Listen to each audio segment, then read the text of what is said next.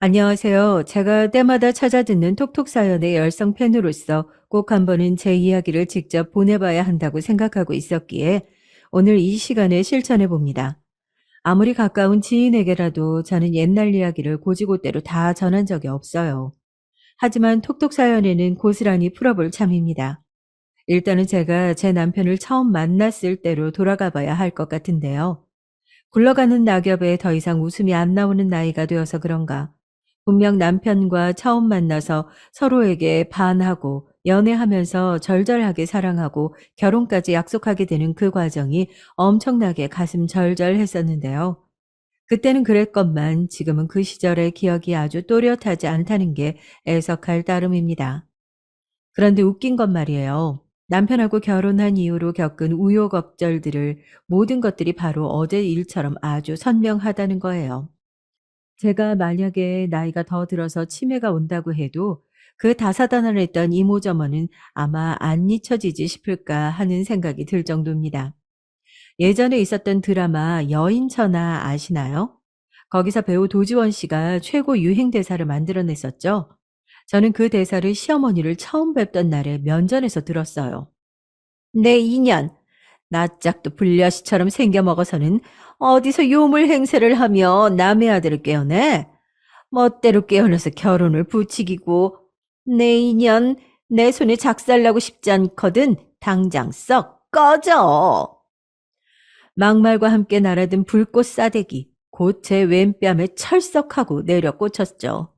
제가 너무 당혹스럽고 깜짝 놀라서 멍하니 맞은 뺨을 손으로 조심스레 부여잡고 있으니까 시어머니께서는 이내 반대쪽에 저의 뺨도 공평하게 철썩 때려주셨답니다.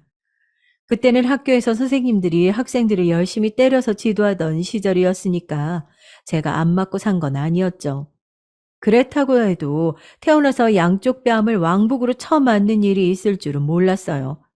그래놓고 뭔가 부족하셨는지 시어머니께서는 다시 제 양쪽 뺨을 한 번씩 더 치셨습니다.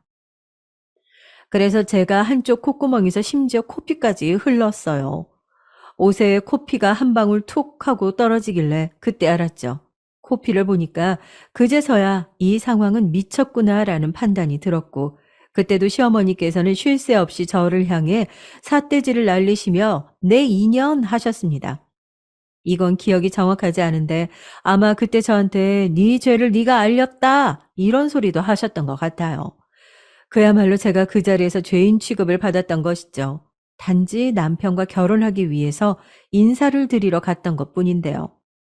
저랑 같이 시댁에 들어섰다가 이웃 사람이 차 좀 빼달라고 밖에서 소리를 질러서 잠시 나갔던 남편은 자기가 자리를 비운 그 잠깐 사이에 제가 처참한 몰골이 되어 있는 걸 보고는 그만 눈이 돌았습니다. 엄마, 이게 지금 뭐 하는 짓이에요? 미쳤어요? 너야말로 미친 거니? 정신 좀 차려. 네 형 아직 버젓이 결혼 안 한 채로 있는데 먼저 결혼을 하겠다고? 세상 천지에 이토록 경우 없는 상황이 또 어디 있다니? 절대로 용납 못한다. 아니, 자식이 결혼하겠다고 사랑하는 여자를 데리고 온 자리인데 엄마는 지금 기껏 이렇게 행동하시는 게 전부세요? 엄마, 형만 중요하신가 봐요.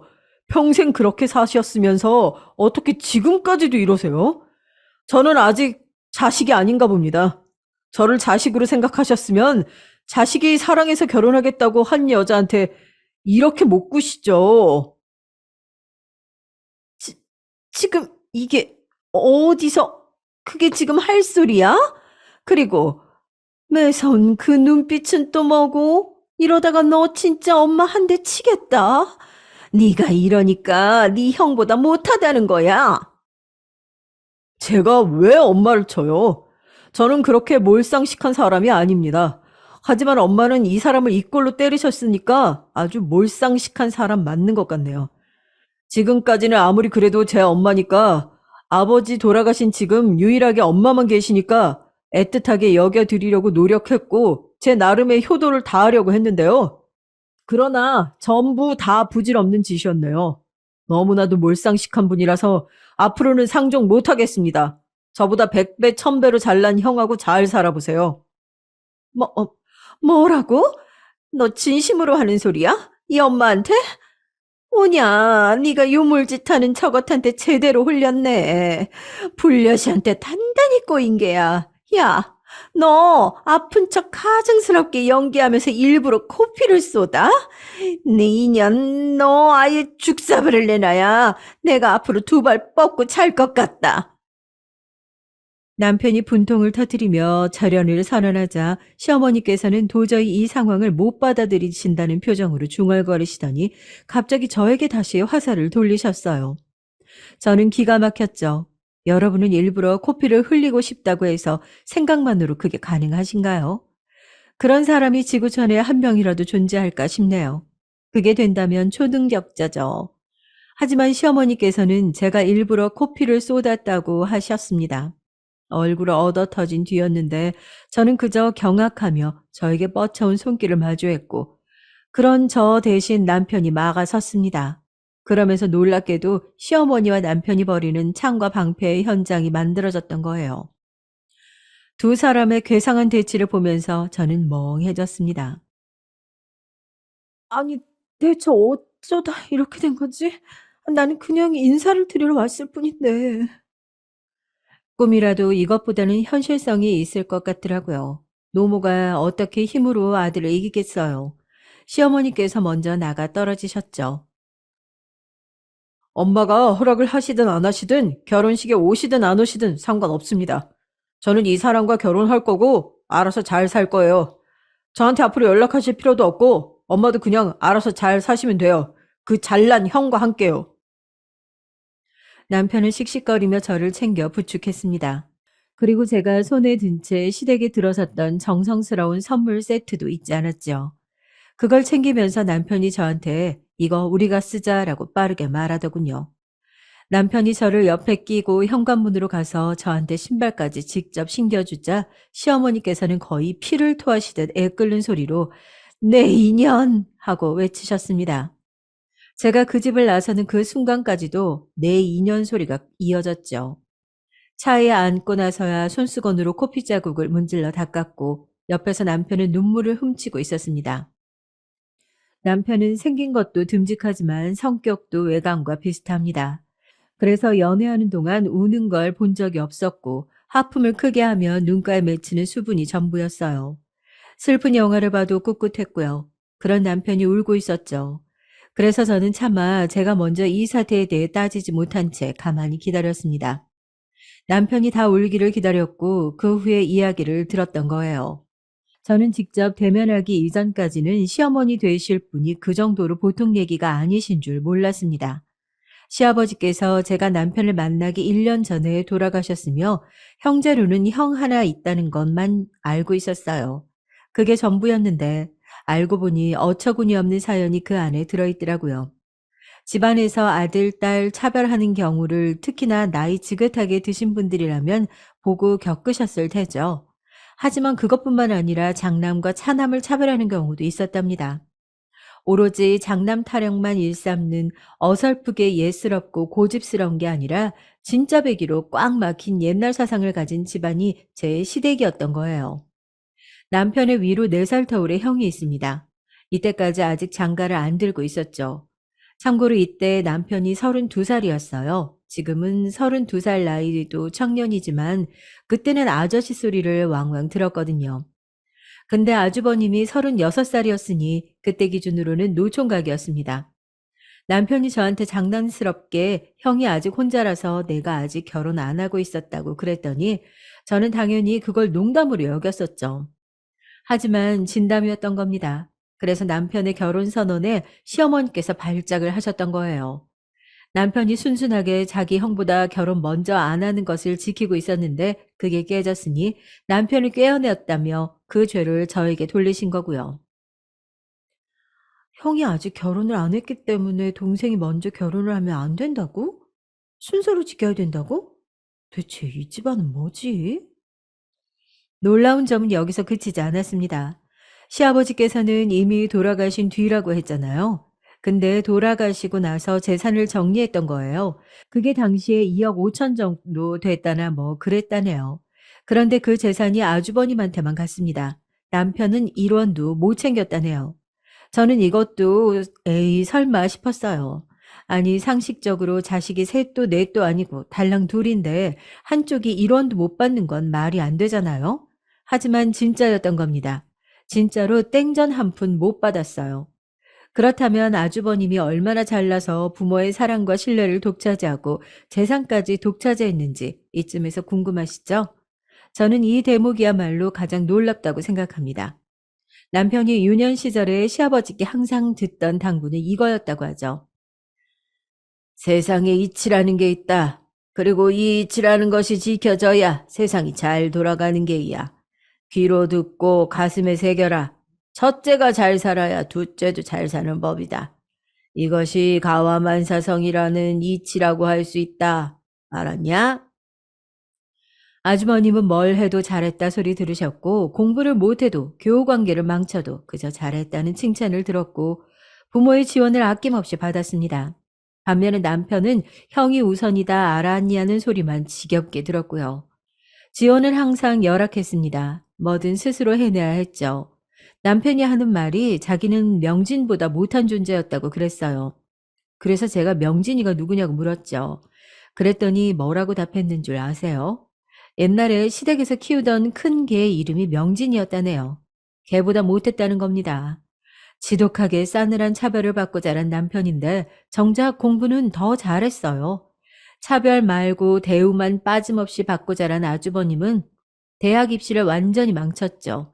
지원을 받아서 재수를 했다네요. 근데 또 망쳤어요. 그래서 다시 지원받아 재수 생활을 했고 또 망쳤습니다. 그 짓거리를 무려 5수 동안 이어갔다네요. 제가 주변에서 삼수는 종종 봤어도 대학 입시를 오수한다는 건 정말 진짜 다양한 의미에서 아주버님이 대단하시다는 생각이 들더라고요. 그렇게 해서 좋은 대학을 갔냐고요? 그게 아니니까 놀랄 노자라는 거죠. 변변치 않은 대학을 갔고 성적은 밑바닥을 기어서 간신히 졸업장만 딴 채 망한 성적 때문에 그것으로 취업시장 기웃거려 보지도 못했다고 해요. 반면에 남편은 이름만 대면 웬만한 사람들이 다 알고도 남는 명문대를 나왔습니다. 재수 안 했고요. 한 번에 붙었대요. 그랬더니 시어머니께서 가슴을 치셨다네요. 어휴, 너는 네 형 못 간 좋은 대학을 꼭 그렇게 가고 싶었니? 그러면 네 형 체면, 그건 어떻게 하라고? 네가 완전히 지방망신을 다 시킨다. 네 아버지 어제 오늘 너 때문에 담배를 얼마나 피우시는지 알기나 하니? 그 대학을 꼭 다녀야겠다면, 네 힘으로 알아서 다녀. 집에서 지원받을 생각하지 말고 네가 스스로 해결해. 저는 시부모님 같이 편파적이고 독한 부모는 그 이전에도 이후에도 들어본 적이 없어요. 명문대에 합격한 남편에게 진짜로 등록금 한 푼을 지원 안 해준 거예요.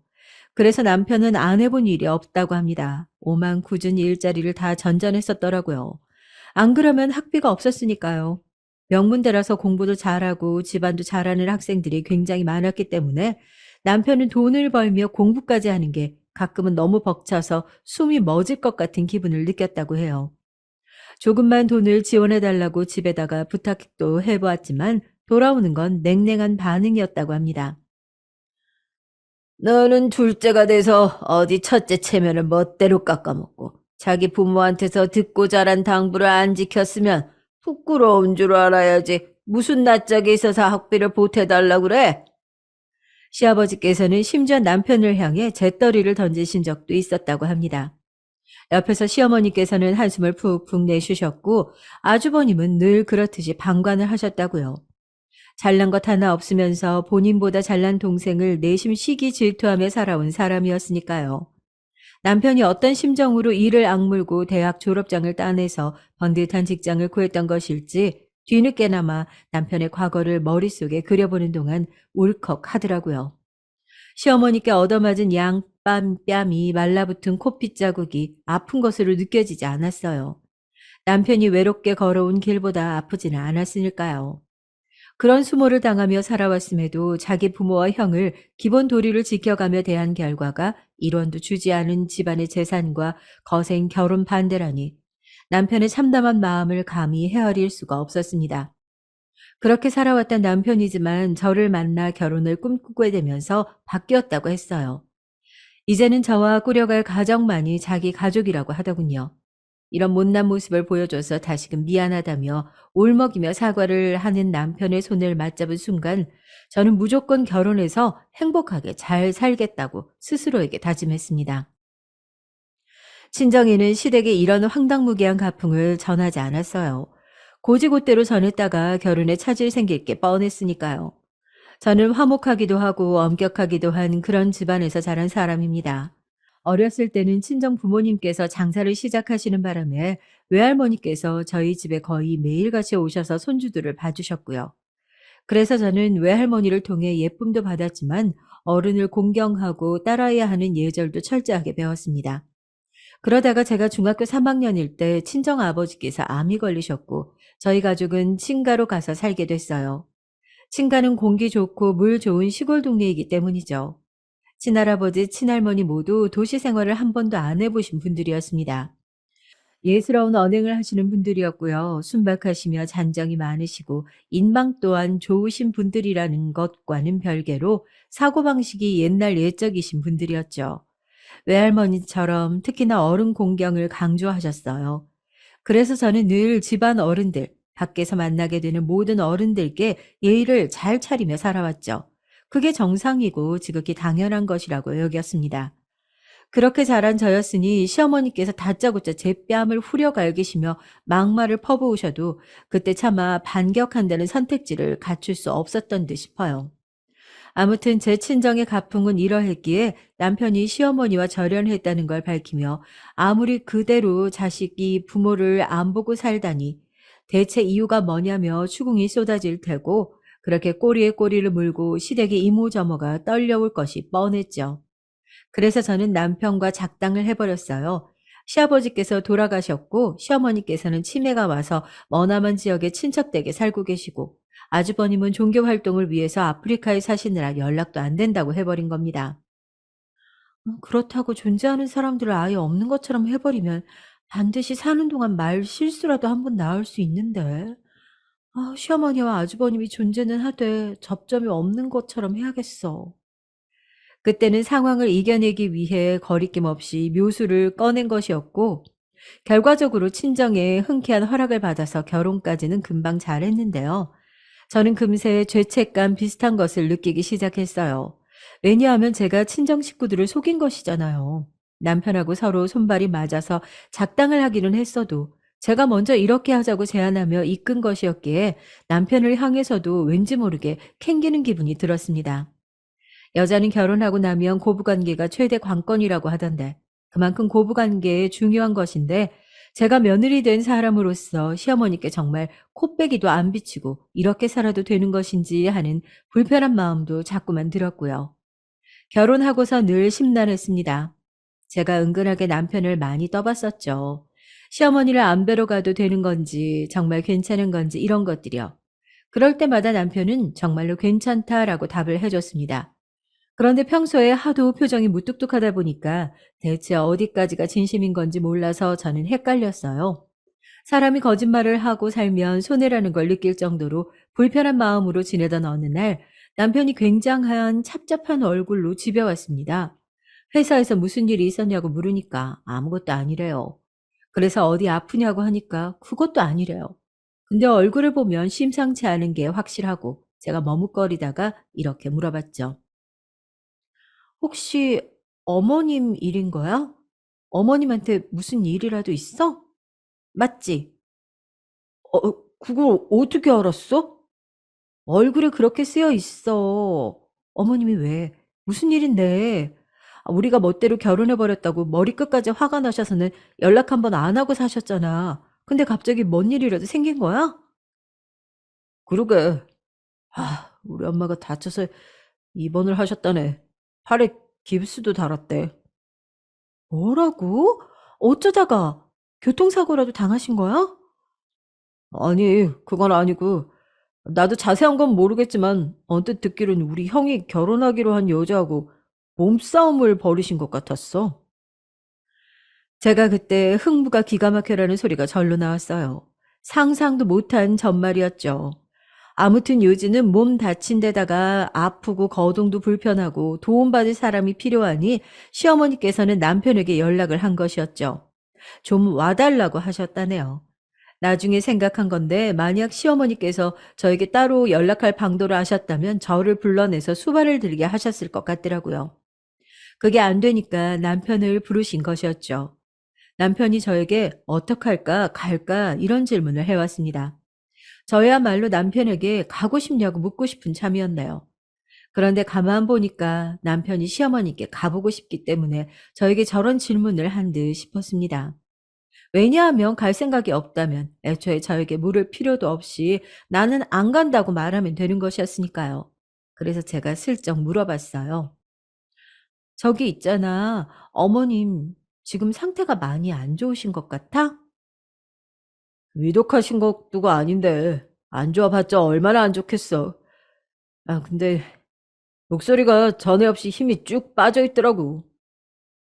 그래? 그러면 한번 가봐야겠네. 자존심 접으시고 먼저 연락하신 것 같은데 얼마나 힘드시면 그러셨겠어.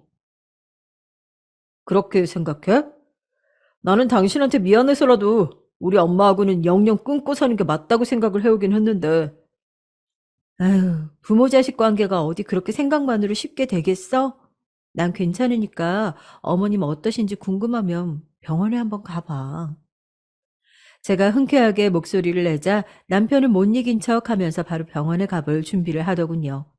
불같이 화를 내시면서 시어머니에게 절연 선언을 하던 모습이 제 눈에 선한한데 몇 달 만에 다시 저렇게 태세를 전환한다고 해서 그게 우스워 보이지는 않았습니다. 제가 예전에 친가에서 살 때 억울한 시집살이를 하며 예전에 무척 고생 많이 하신 친할머니의 경험담을 꽤 들었었거든요. 근데 친할머니께서는 나는 친정에서도 마음고생하며 살았던 사람이라 다 견딜만 하다고 하시며 어쩔 수 없는 부분들은 그저 감내하고 포용하고 가족이라는 이름 하에 용인하며 지내는 것이 능사라고 저에게 말씀해 주셨습니다.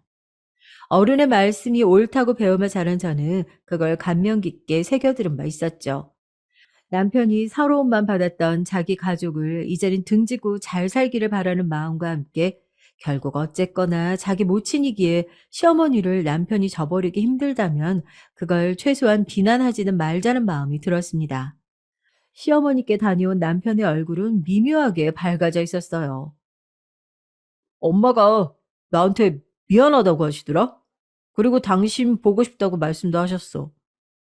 뭐? 나를? 그렇다면 거절할 도리가 없는데. 겸연쩍게 시어머니를 뵈러 가보았습니다. 남편의 얼굴이 대번 밝아진 이유도 궁금했고요. 활기찬 6인실 병실에서 홀로 똥 씹은 얼굴을 한 환자가 바로 제 시어머니셨습니다. 제가 다가가서 어머님 안녕하세요 이렇게 인사드리자 주변에서 저를 두고 저 며느리는 멀쩡하네 라며 떠드는 소리가 들렸습니다. 그 병실에는 죄다 떠드는 걸 좋아하는 할머니 아주머니들밖에 없었거든요. 시어머니께서는 커튼 좀 쳐라고 퉁명스럽게 말씀하시면서도 한쪽 입꼬리를 실룩거리셨습니다. 기분이 나쁘신 것 같지는 않았어요. 자리에 커튼을 치고 시어머니와 작게 대화를 나누며 저는 내막을 알게 되었습니다. 제가 남편과 멋대로 결혼을 해버리자 시어머니께서는 분노하셨고 아주버님께서는 조금 조급해지셨었나 봐요. 갑자기 여자가 생겼다고 했다네요. 그것도 9살 연하가요. 그러더니 다시 얼마 뒤에 결혼을 하겠다고 하신 겁니다. 거기까지는 시어머니께서 쌍수 들고 환영하셨죠. 그러나 아주버님께서 데려온 여자를 보고 기함을 하게 되셨어요. 훈훈하게 첫 인사를 나누었는데 그 후에 그 여자가 통화하는 소리를 시어머니께서 들으신 거예요. 내 밥은 아이 먹었습니다. 그리고 지금 내 멀리 나와 있습니다. 저게 뭐야? 아니, 저 요상하기 짝이 없는 말, 저거 북한 사람이야? 뭐야? 곧바로 이상한 점을 발견하셨죠. 하필 본 모습을 드러내며 무방비하게 통화하는 말투를 들킨 그 여자는 아주머님께서 옹호하셨어요. 어떤 말로 옹호하셨는가 하면 어차피 우리는 다 한민족이다 라고 하셨습니다. 시어머니께서 기절하려고 하셨죠. 뭐가 한민족이야? 너 설마 북한 여자인지 뭔지랑 결혼하려는 거니? 저거 탈북민이야? 어, 탈북민이라뇨, 엄마. 아니에요. 제가 어떻게 북한 여자하고 결혼을 해요? 그럼, 조선족. 그래, 그게 조선족이구나. 어? 조선족이었어. 아니, 멀쩡히 한국 사람이 쟁연기를 하고 우리 집안 대들보를 빼가려 그래? 남의 집 아들이나 노려? 우리 집안은 귀한 장남밖에 없기 때문에 조선족한테 절대 못 내줘. 그 여자는 조선족이었고 시어머니께서는 눈이 뒤집히셨죠. 장남 떠받들며 오랜 세월 장남 타령을 해오신 분이었는데 언감생심 조선족이라니 시어머니께서 절대 용납 못하실 일이었죠. 하지만 시어머니의 유별난 장남 타령을 알지 못했던 그 여자는 단순히 조선족을 혐오하는 분이라고 시어머니를 오해하는 바람에 머리뚜껑이 열렸습니다. 시어머니를 향해 무식하게 굴지 말라고 그 여자가 외쳤고 성질 더러운 것으로 둘째가람은 서러우실 시어머니께서는 바로 싸대기를 날리셨어요. 그 여자가 말로만 외칠 때 몸으로 시어머니께서는 보여주셨죠. 그리고 결혼하기로 한 여자가 복날의 개처럼 두들겨 맞는 것을 지켜본 아주머님께서는 아연실색을 하신 채로 시어머니를 말리려 하시다 그만 뒤로 확 밀어버리신 거예요.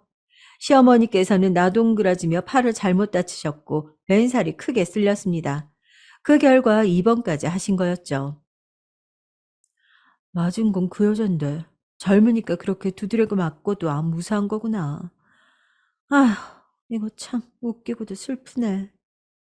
세상에 뭐 이런 일이 다 있나 싶었습니다. 그리고 시어머니께서는 멀쩡한 쪽의 팔로 당신의 가슴을 치며 한탄하셨어요. 애지중지 떠받들며 키운 장남인데 여자에 미쳐서 효심을 저버렸다고. 이제 어떻게 살아야 할지 모르겠다고 입맛도 없고 그냥 콱 죽고 싶다고 하셨습니다. 시간이 좀 지나서 알게 된 부분이었지만 아주버님께서는 결혼 생각이 급해서 그 여자를 만나셨던 건데 시어머니께서 눈 까디짓고 난리를 치시니까 오히려 그때 불이 붙어버린 거예요. 난데없이 이 여자를 내가 지켜야겠다는 생각이 드신 거죠. 하지 말라면 더 하고 싶은 게 개구쟁이들 심리라더니 아주버님께서 그러셨나 봅니다. 아무튼 아주버님께서는 그 여자와 지내겠다며 집을 나가버리셨고 시어머니께서는 혼자 병실에서 쓸쓸히 차라리 죽는 게 낫다고 여기며 계신 것이었어요. 아주버님께서는 그 폭탄 선언을 병원 안에 와서 하시는 바람에 병실 사람들은 내용을 알게 됐고 그래서 저를 보자마자 멸정한 며느리라고 말을 한 거였죠. 그 반응이 시어머니께서는 너무 좋으셨던 모양입니다. 은근히 목에 힘주는 게 보이셨거든요. 아휴, 내가 이제 죽을 때가 다 돼서 그러나 갑자기 며느리가 참 고맙게 느껴지네. 원래 이렇게 며느리라는 존재가 고마운 것이던가 싶네. 어머님, 앞으로 사실 날이 많이 남았는데 죽을 때라니요. 그러지 마세요. 심란해서 죽겠으니까 내 명에 못 살 것 같다. 한숨을 푹푹 내쉬던 시어머니 앞으로 병원밥이 나왔습니다. 얘기를 한참 듣고 있었더니 어느새 식사 때였거든요. 입맛 없다면서 너나 먹어라라고 하시던 시어머니께서 식사 꼭 하시라고 당부를 드렸습니다. 제가 어떻게 병원밥을 대신 먹나요? 말도 안 됐죠. 그래서 시어머니께 꼭 좀 드시라고 계속 말씀드렸더니 한숨을 쉬시며 안 내킨다는 얼굴로 한술 뜨셨습니다. 그러니 불과 몇 분 만에 싹 다 비우셨어요. 한 손으로도 수저 젓가락을 현란하게 바꿔주시면서 잘 만드시더라고요. 싹 비우시고 나서는 또 서글픈 표정으로 그만 살아야겠다고 하셨습니다. 친가 시골 동네에서 살 때 어른들이 늙으면 뒤져야지 이렇게 자책하고 하셨는데 친정 엄마께서 설명하시기로는 그래놓고 진심으로 뒤질 생각이신 어르신은 아무도 없다고 그랬어요. 그걸 떠올리며 시어머니께서는 안 죽고 살고 싶은 거라는 결론을 내렸습니다. 그 아끼시던 장남이 그렇게 됐는데 살아갈 낙이 어디에 있냐고요? 글쎄요. 저도 그게 궁금했는데 남편은 바로 그 해답을 본인이라고 보았습니다. 더 정확히는 본인하고 저요. 자기 형이 모친 가슴에 대못받고 가출했으니 드디어 자기 혼자 모친의 사랑을 독차지하고 드디어 인정을 받는 아들이 됐다고 남편은 그렇게 여기는 듯 했어요. 그래서 시어머니의 부름을 받고 병문안 다녀와서 표정이 밝았던 겁니다.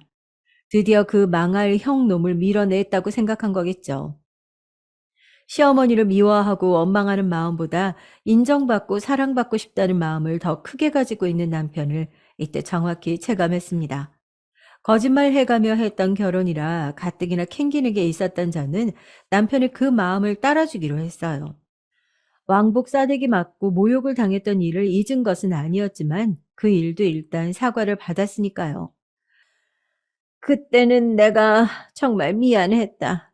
우리 집 장남이 정신 나간 조선족 여자하고 결혼하겠답시고 설칠 줄 알았으면 내가 그때 네 뺨을 안 때렸지. 오히려 환영한다고 두 팔 벌려서 안아줬겠지.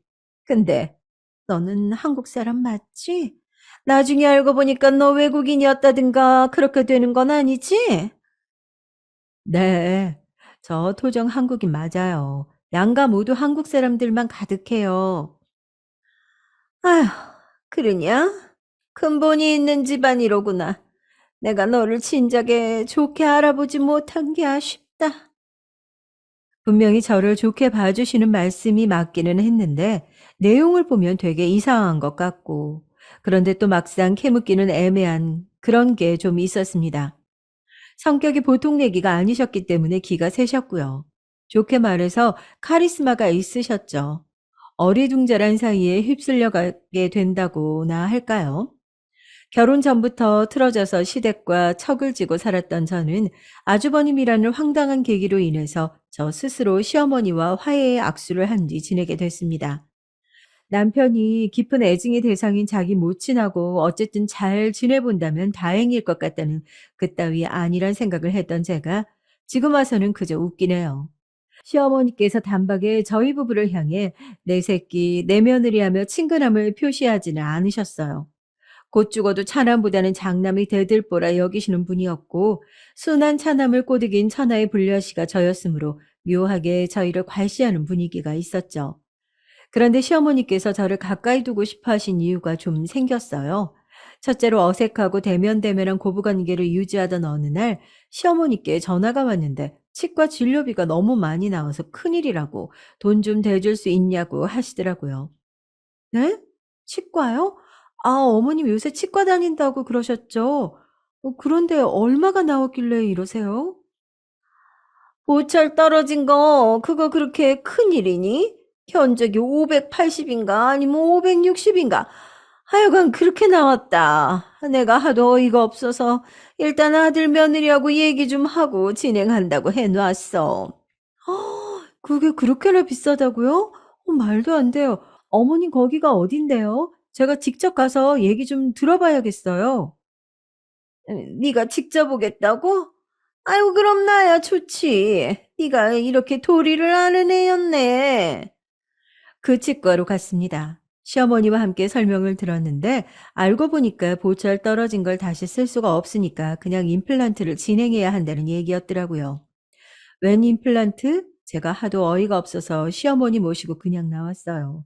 그랬더니 저한테 돈 내기 싫어서 이러냐고 제 남편한테 다 말하겠다면서 우리 후자는 나를 무시하지 않을 거라면서 난리를 치시길래 근처에 다른 치과로 얼른 들어가 봤습니다. 그랬더니 거기서 보철 떨어진 거 붙여주겠다고 하더라고요. 총 다 해서 얼마가 나왔던가? 12,000원이었나? 아무튼 그랬습니다. 시어머니께서는 무척 민망해 하셨으며 600만 원에 이르는 금액을 부른 그 치과를 박살내겠다고도 하셨어요. 진짜로 가서 깽판이라도 치실까 봐 제가 거듭 붙잡고 말렸습니다. 그러자 헛기침을 하시면서 네가 정 그렇다면야 라며 잠잠해지셨죠. 이 사건 이후로 자꾸만 시어머니께서 저에게 연락하며 간섭을 해대셨어요. 또 하나 이유가 있었는데 제가 자라온 배경을 시어머니께서는 다 알게 되신 이후였습니다. 나이 지긋하신 집안 어르신들 아래서 자란 저였기 때문에 좋게 말하면 어른 공경 잘하고 예의 범절을 지켰으며 나쁘게 말하자면 불합리하더라도 일단 참고 숙이는 답답이었는데요. 시어머니께서는 제 이야기를 듣고서는 분명 오호라 눈을 번뜩이셨던 것 같아요. 알고 보니 제가 당신께서 쥐 잡듯이 잡을 수 있는 며느리였으니까요. 얼마나 신이 나셨겠어요. 근데 저는 그것도 모르고 시어머니께서 자꾸만 저희 부부의 일상에 말을 얹으시고 저에게 살림 이야기를 늘어놓으시는 게 일상이 적적해서 그러신 줄만 알았습니다. 남편은 자꾸 우리 엄마가 그럴 사람이 아니라고 했고요. 시어머니께서 진정으로 저를 며느리로 인정하셨기 때문에 그렇게 구시는 거라고 자연스레 생각하게 됐습니다. 그렇지 않았다면 말이 안 되었으니까요. 시간이 갈수록 저는 시어머니가 너무 신경 쓰였고 걸리적거렸는데 남편은 점점 저에게 고마워했습니다. 나는 살면서 이런 순간이 올 줄은 꿈에도 몰랐어. 평생 부모님께 뒷전으로 밀려나 있고 관심 전혀 못 받고 그렇게 살다가 죽을 줄 알았는데 이제는 엄마가 나하고 당신을 의지해서 지내시잖아? 특히 당신이 편하고 좋은가 봐. 전부 당신 덕분이야. 항상 고마워. 쑥스러워하면서 저에게 고맙다고 인사를 하는데 그 앞에서 제가 초를 칠 수 없는 노릇이었죠. 그렇게나 중요하다는 고부관계라는 거 어디 한번 사력을 다해서 열심히 가꿔보자 싶었습니다. 하지만 생각처럼 쉽지만은 않았어요. 제가 다진 각오를 아득히 뛰어넘는 존재, 그것이 바로 시어머니셨어요. 너 뭐야? 지금 몇 시인데 아직까지 안부 전화 한 통을 안 넣고 그러고 있냐? 너 어디 한번 나랑 해보자는 거야? 네? 아, 어머님, 제가 오늘은 급한 용무가 있어서 연락드리는 거 깜빡했어요. 그게 다야? 그러고 끝이야? 땡? 그럼 제가 뭐를 더 해드려야 할까요? 아, 내일은 꼭 안부 전화 드리겠다고 약속? 아니면 맹세? 맹세 같은 소리 하고 있네. 이 맹추가. 당연히 죄송하다는 인사부터 해야지. 네 사정만 말하면 끝이냐? 죄송하다는 말도 안 하다니 그게 대체 어디서 배워먹은 버르장머리야? 감히 며느리가 시어머니한테 그렇게 굴어도 되는 게야? 아, 제가 정신이 너무 없어서 죄송하다고 말씀부터 드린다는 걸 깜빡했네요. 죄송합니다. 성의가 안 느껴져, 성의가. 사막의 모래도 그것보다는 안 건조하겠다. 네? 아, 그럼 제가 여기서 어떻게... 네, 정말 진심으로 온 마음을 다해서 죄송합니다. 제가 부족했어요. 사과드리고 다시는 그러지 않겠습니다. 죄송해요, 어머님. 이제야 요만큼 진심이라도 느껴지는구나. 결혼해서 시어머니 생겼으면 며느리는 뭐든지 사고방식을 시어머니한테 맞춰야 되는 거야. 왜? 바로 그래야 자기 남편한테도 좋은 일이거든. 다시 정리하면 뭐다? 시어머니를 최고로 모셔야 가화만사성이다. 알겠니? 학교 다닐 때 하도 별종이어서 마귀 할멈 노처녀 히스테리로 불렸던 여자 선생님이 계셨는데 제 시어머니에 비하자면 그분은 아무것도 아닌 것 같았어요. 시어머니께서는 제가 살면서 겪어보지 못한 진짜 중에 진짜였습니다. 당시에는 주말 드라마가 방영만 됐다 하면 기본 40% 이상씩 시청률을 찍었는데 그런 데는 꼭 앞뒤 꽉 막혀서 시청자들 속도 막히게 하는 어르신 캐릭터들이 등장하였죠. 주변에서 그 캐릭터 욕을 하며 떠들어도 저는 초연했습니다. 그 어떤 자극적인 가상의 등장인물도 제 시어머니를 능가하진 않았기 때문이죠. 시어머니께 시달리며 스트레스 받는 것이 슬프게도 적응이 되어버린 저는 친정에 여전히 거짓말을 밝히지 못하고 있었어요. 그래서 시어머니 때문에 죽을 맛이라는 소리를 못했네요. 아프리카에 가기는커녕 여권도 없었던 아주버님의 존재 역시 비밀이었고요. 내 인연, 네가 진정 내 손을 찢기고 싶어서 우리 장남 옆에 붙어서 내 집에 기어들어온 거지? 오냐, 너 오늘 죽었다. 남편과 둘 다 피곤한 얼굴로 시댁에 방문했던 주말 아주버님이 그 여자랑 찾아왔어요. 그리고 시어머니께서는 그 여자를 향해 싸대기부터 또 날리셨고요. 학습 능력이 없었던 그 여자는 뺨을 또 얻어맞고 주저앉았습니다. 아주버님께서는 한숨을 푹 내쉬더니 다음에 오겠다고 하고 가셨어요. 그 여자를 질질 끌고 나가셨습니다. 시어머니께서는 머리에 스카프로 띠를 만들어 두르신 채 누우셨어요. 그러더니 저한테 입모양으로 죽을래 하고 하셔서 제가 깜짝 놀랐는데 다시 보니까 그건 죽 안 끓여였습니다. 후다닥 가서 죽을 끓이기 시작했죠. 시어머니가 들어놓으면 며느리는 자동으로 간병을 해야 한다고 하셨습니다. 그런 자동을 누가 만든 건지 알 길 없었으나 어른 말씀이니까 이 악물고 고개 끄덕여 드렸죠. 남편은 생각이 많아 보였습니다. 그런데 회사가 너무 바빠서 황당한 가정사를 곱씹을 여유가 없었어요. 그런데다가 해외 출장까지 가게 됐죠. 그것도 갑자기요. 급하게 2주 일정으로 베트남으로 떠났습니다. 그때까지만 해도 설마 그 출장 기간에 엄청난 일이 벌어질 줄은 몰랐어요. 제가 친정아버지 건강 때문에 시골 친가로 내려가 살겠다고 했잖아요. 애석하게도 친정아버지께서는 결국 돌아가셨습니다. 남편의 출장 기간 사이에 친정아버지의 제사가 있었어요. 근데 또 제사를 이틀 앞두고 어머니께서 죽겠다고 난리를 치며 연락을 해오셨던 거예요. 음식을 잘못 드셔서 급성 장염에 걸리신 모양이었습니다. 아유, 위로 쏟아내고 아래로 쏟아대고 이러다가 나 죽겠다, 나 죽어. 아휴, 기력 빠져라. 이럴 때 며느리 지극정성 간호를 안 받으면 대체 언제 내가 받아보겠니? 죽 잘 쓰던데 와서 죽 좀 한 냄비 만들어 놔. 재료를 사들고 찾아갔더니 안색이 초췌하셨어요. 얼른 야채죽을 해드리려고 했다가 부엌까지 기어오신 시어머니께 종아리를 맞았습니다. 전복죽! 그게 아니면 아무리 못해도 소고기죽! 속 편하시라고 야채로만 죽을 해드리려 했던 건데 괜히 혼났어요. 저보고 인생을 한참 모른다며 잔소리를 계속하셨습니다. 몸이 너무 안 좋아서 새벽에 잘못될 수도 있으니까 자고 가라며 시어머니께서는 밤샘 간호를 강요하셨어요. 화딱지가 났지만 꾹 참고 알겠다며 따랐죠. 저도 급성 장염에 걸려봐서 아는데 직후에는 당장 죽을 것처럼 아프고 미칠 것 같다가도 그 힘든 구간이 지나고 나면 언제 아팠더라 배고프네 하는 생각이 들죠. 확 괜찮아지는 게 한순간이거든요. 그래서 저는 이튿날 보일러실에 위치한 수납장을 뒤적거리며 주전버리를 찾으시는 시어머니를 보자마자 괜찮아지셨다는 걸 알았습니다. 그럼 저는 이제 가볼게요. 오늘이 저희 돌아가신 친정아버지 제사라서요. 얼른 가야 준비를 제가 같이 할 수 있어요. 쉬세요, 어머니. 아니, 아픈 환자를 두고 어딜 가? 너는 이미 죽은 사람이, 어? 산 사람보다 중요하다는 거냐? 네? 아니, 그냥 죽은 사람이 아니고 제 친정아버지신데요. 자식인 제가 제사에 안 가면 누가 가요? 나는 네 시어머니야. 지금처럼 눈빛 싸가지 없게 나를 쳐다보면 안 되지. 한 집안의 며느리가 됐으면 그 집안에서 뼈를 묻어야 된다. 며느리가 출가 외인이라는 건 너도 잘 알 텐데. 시어머니인 내가 가지 말라고 하는데 네가 감히 단박에 싸가지 없이 나와? 이거 안 되겠네.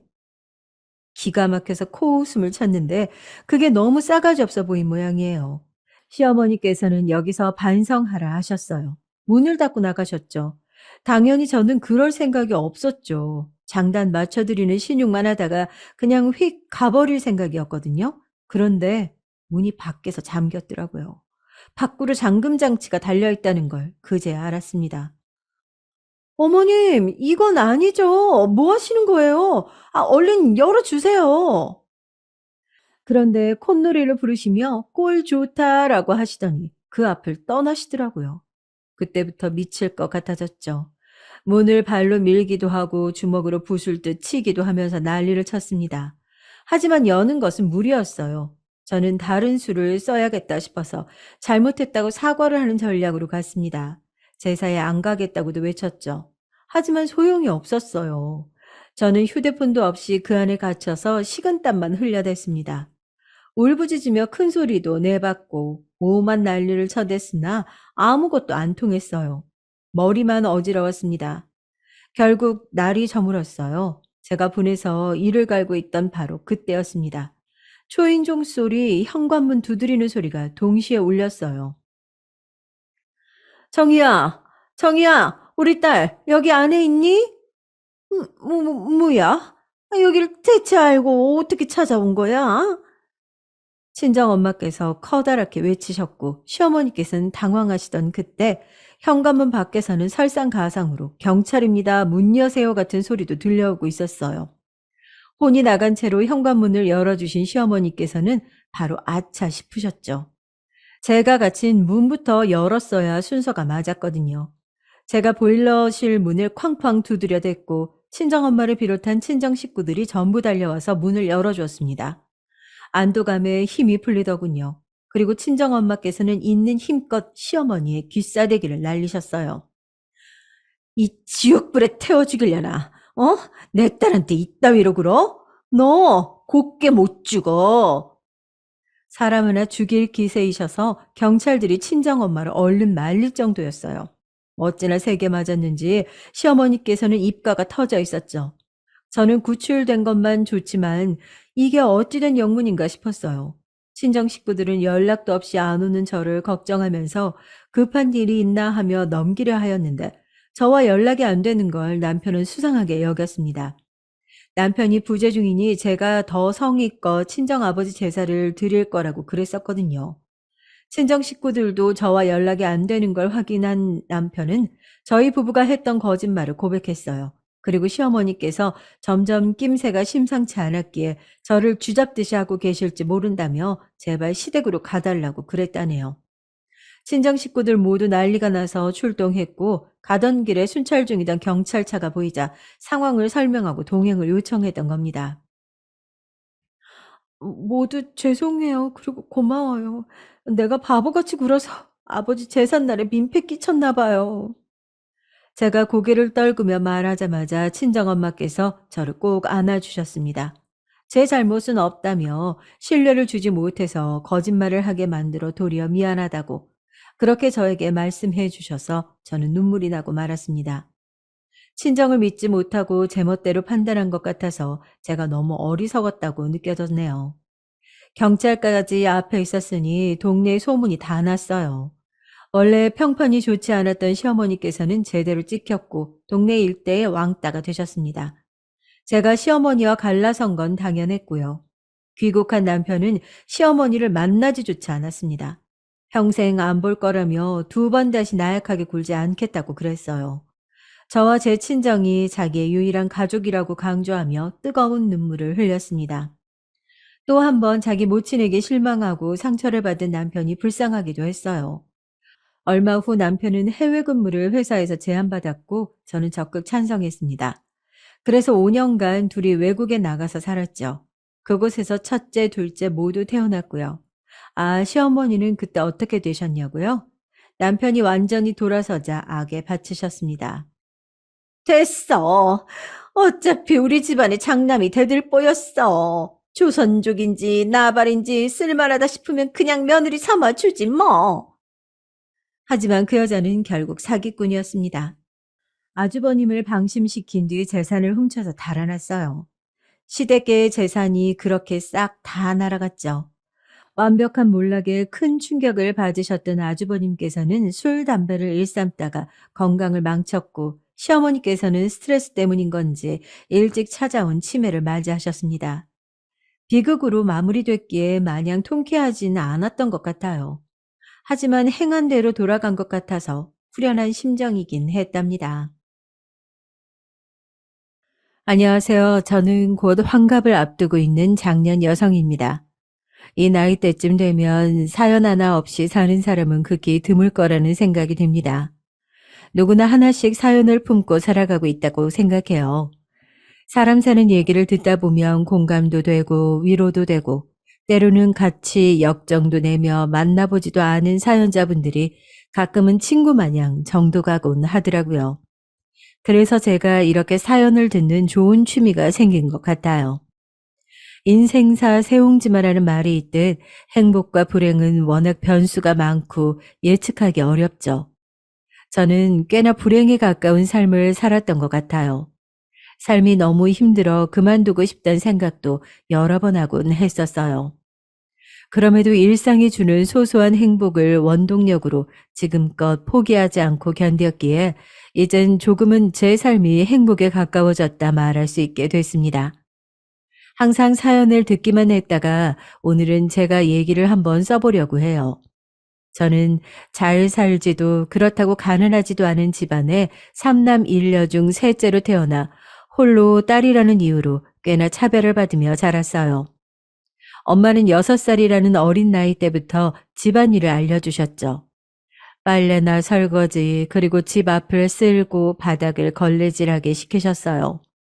워낙 어릴 때라 잘 기억나지 않지만 그렇게 집안일을 마치면 엄마는 음식 준비를 하셨고 전 어린 동생이 자고 있는 방에서 자곤 했죠. 여느 때와 같이 포대기로 싸져 있는 동생 옆에 자고 있던 어느 날 동생이 귀를 찌를 정도로 크게 우는 바람에 잠에서 깨고 말았습니다. 동생에게 가까이 가보니 얼굴이 시뻘개진 채 울고 있었어요. 그 순간 엄마가 달려와 다짜고짜 저한테 소리를 지르시더라고요.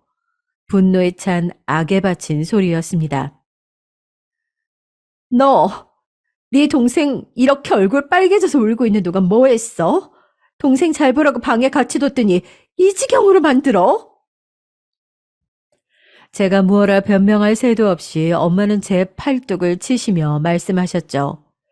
제가 입을 떼기도 전에 동생을 병원에 데려가셔야겠다고 나가셨어요.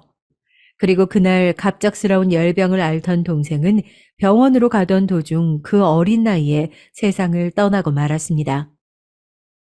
니년 때문이야. 니년 때문에 우리 승민이가 죽은 거라고. 네가 옆에서 잘 돌봐줬으면 이렇게 허망하게 죽진 않았을 거야. 어린 나이에 들은 엄마의 책임 전가에 전 아무것도 모르고 그저 죄송하다며 무릎을 꿇고 빌었어요. 그 나이에 전 죄책감이라는 벌에 온몸을 부들부들 떨며 눈물을 흘리고 있었죠. 이후 아버지의 체벌이 있으셨어요. 제 종아리를 회초리로 있는 힘껏 때리셨고 전 그날 걷기도 힘들 정도로 팅팅 부은 다리를 싸매고 혼자 눈물을 훔친 채 연탄불 하나 때우지 못한 방 한 구석에서 웅크린 채 잠을 청했었답니다. 그리고 동생의 장례식이 치러졌어요. 순간순간 저를 노려보던 어르신분들의 그 눈초리를 저는 그 눈빛과 말들이 몇 해가 지났음에도 아직도 생생히 기억에 남습니다. 친지 어르신분들은 어린 제가 앞에서 듣던 말던 대놓고 손가락질을 하며 혀를 차시거나 욕을 하셨고 전 장례식장 내내 그 얇은 모시적삼이 축축히 젖어 나갈 정도로 눈물을 훔쳤답니다. 이후로 부모님에게 오빠들과의 차별은 물론이고 덩달아 미움까지 사게 됐어요. 제가 하는 모든 것들을 못마땅해 하셨어요. 국민학교에 올라간 뒤였어요.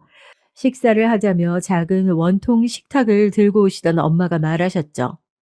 우리 아들들 맛있는 고등어 먹자. 엄마가 아들들 먹으라고 연탄불에 구워왔어. 엄마, 저는요. 니녀는 그냥 김에 간장 한 종지면 족하지. 뭘 바라는 거니? 지금 주는 밥마저 뺏기기 싫으면 그걸로 감사히 하면 먹어. 네. 저는 항상 주눅이 들어있을 수밖에 없었습니다. 오빠들에게 기름 발린 고등어에 가시 발라주며 흰 쌀밥 위에 양손 정성스레 올려주는 엄마를 한번 쳐다봤고 그저 보리밥을 싼 김에 간장 한 방울 찍어 먹으며 풍기는 고등어 구이 향만을 음미할 수밖에 없었어요. 밥을 먹어도 허기진다는 말이 어떤 건지 알 수 있었죠. 학교를 갈 때에도 엄마의 시선은 온통 오빠들에게만 집중돼 있었습니다. 상민아, 영민아, 도시락 가져가야지. 도시락 가져가라는 엄마의 말에 후다닥 다시 돌아오던 오빠들은 도시락 보자기를 챙기며 말했어요. 오늘은 소세지 넣었어? 그럼 엄마가 오늘은 소세지랑 계란 후라이 다 같이 넣어줬어. 환히 웃으며 말하던 엄마는 이후 저를 보더니 아까와는 다른 무뚝뚝한 표정으로 말씀하셨어요. 넌 학교 안 가고 뭐 하는 거야? 엄마, 저도 점심에 도시락 먹고 싶어요. 한번 용기 내어 엄마에게 두 손을 모아 공손히 부탁해봤습니다. 하지만 다가오는 대답은 달라진 게 없었죠. 계집 주제의 정신 타령은 아침 저녁 챙겨주는 것만으로도 고맙게 여겨. 어디 이판국에 삼시세끼를 먹으려고 하는 거야? 건방지게. 헛소리 할 거면 학교 가지 말고 집에서 일하든가. 아니에요. 죄송해요, 엄마. 학교 다녀올게요.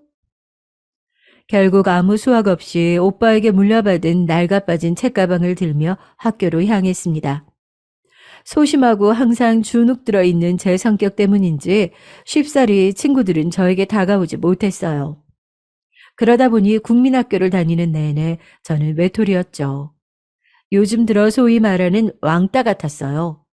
그래도 저를 괴롭히거나 제게 직접적으로 막말을 하는 애들은 없었습니다. 그저 다들 숨어서 뒤에서 속닥거렸죠. 야, 제가 6살 때 동생 잡아먹은 애라면서? 어, 내가 엄마한테 들었어. 불길한 애니까 가까이 하지 말라더라? 맞아, 나도 들었어. 실제로 보니까 애가 더 음침해 보이는 것 같아. 야, 그만해. 그러다 쟤 듣겠어. 애들의 수군거림은 이제 익숙해졌습니다. 누가 저에 대해 얘기한 건지는 너무나도 잘 알기에 일일이 말하며 설명하기 뭐했어요. 엄마가 뒤에서 아줌마들과 제 얘기를 그런 식으로 했던 걸 제가 들었으니까요. 그저 모르는 척하는 게 편하기도 했고요. 그래서 저는 학교에 와 있는 시간이 제일 좋았습니다. 차별 없이 동일하게 대해주시는 선생님과 운동장에서 걱정 없이 뛰어놀며 무언가를 배워간다는 것도 항상 어디서나 홀로였던 저에겐 외로움을 달래주는 법과 같았죠. 그렇게 시간이 흘러 13살 때쯤 일어난 일이 있어요. 곧 한 해가 마무리되어가는 춥디 추운 겨울날이었죠. 방을 데우기 위해 피운 연탄불에 작은 불씨로 인해 집에 화재가 일어났어요. 갑작스레 일어난 화재로 저희 집은 순식간에 무너져 내렸습니다. 화재가 난지도 모른 채 방 안에 있던 오빠들과 저는 연기가 들어오고 있다는 것도 모른 채 있었어요. 오빠들은 서로 장난을 치며 놀고 있었고 저는 옆에서 책을 읽고 있었죠. 뒤늦게 책의 글씨들이 뽀얗게 보이고 쾌쾌한 냄새가 나는 것을 인지한 저는 연기가 들어오고 있다는 것을 알 수 있었습니다. 불이야! 불! 얘들아! 어서 나오렴! 어서! 뒤이어서 달려온 엄마의 부름에 저희는 급히 방을 빠져나가려 했어요. 오빠들은 우왕좌왕하며 서로 자기가 먼저 나가겠다고 다퉜죠. 그 순간 천장에 불에 탄 석가래가 우르르 떨어졌고 저희 앞을 가로막아 버렸어요. 절망하고 있을 때 그 사이 틈새로 엄마가 손을 뻗어 오셨고 이어 큰오빠를 먼저 빼내셨죠.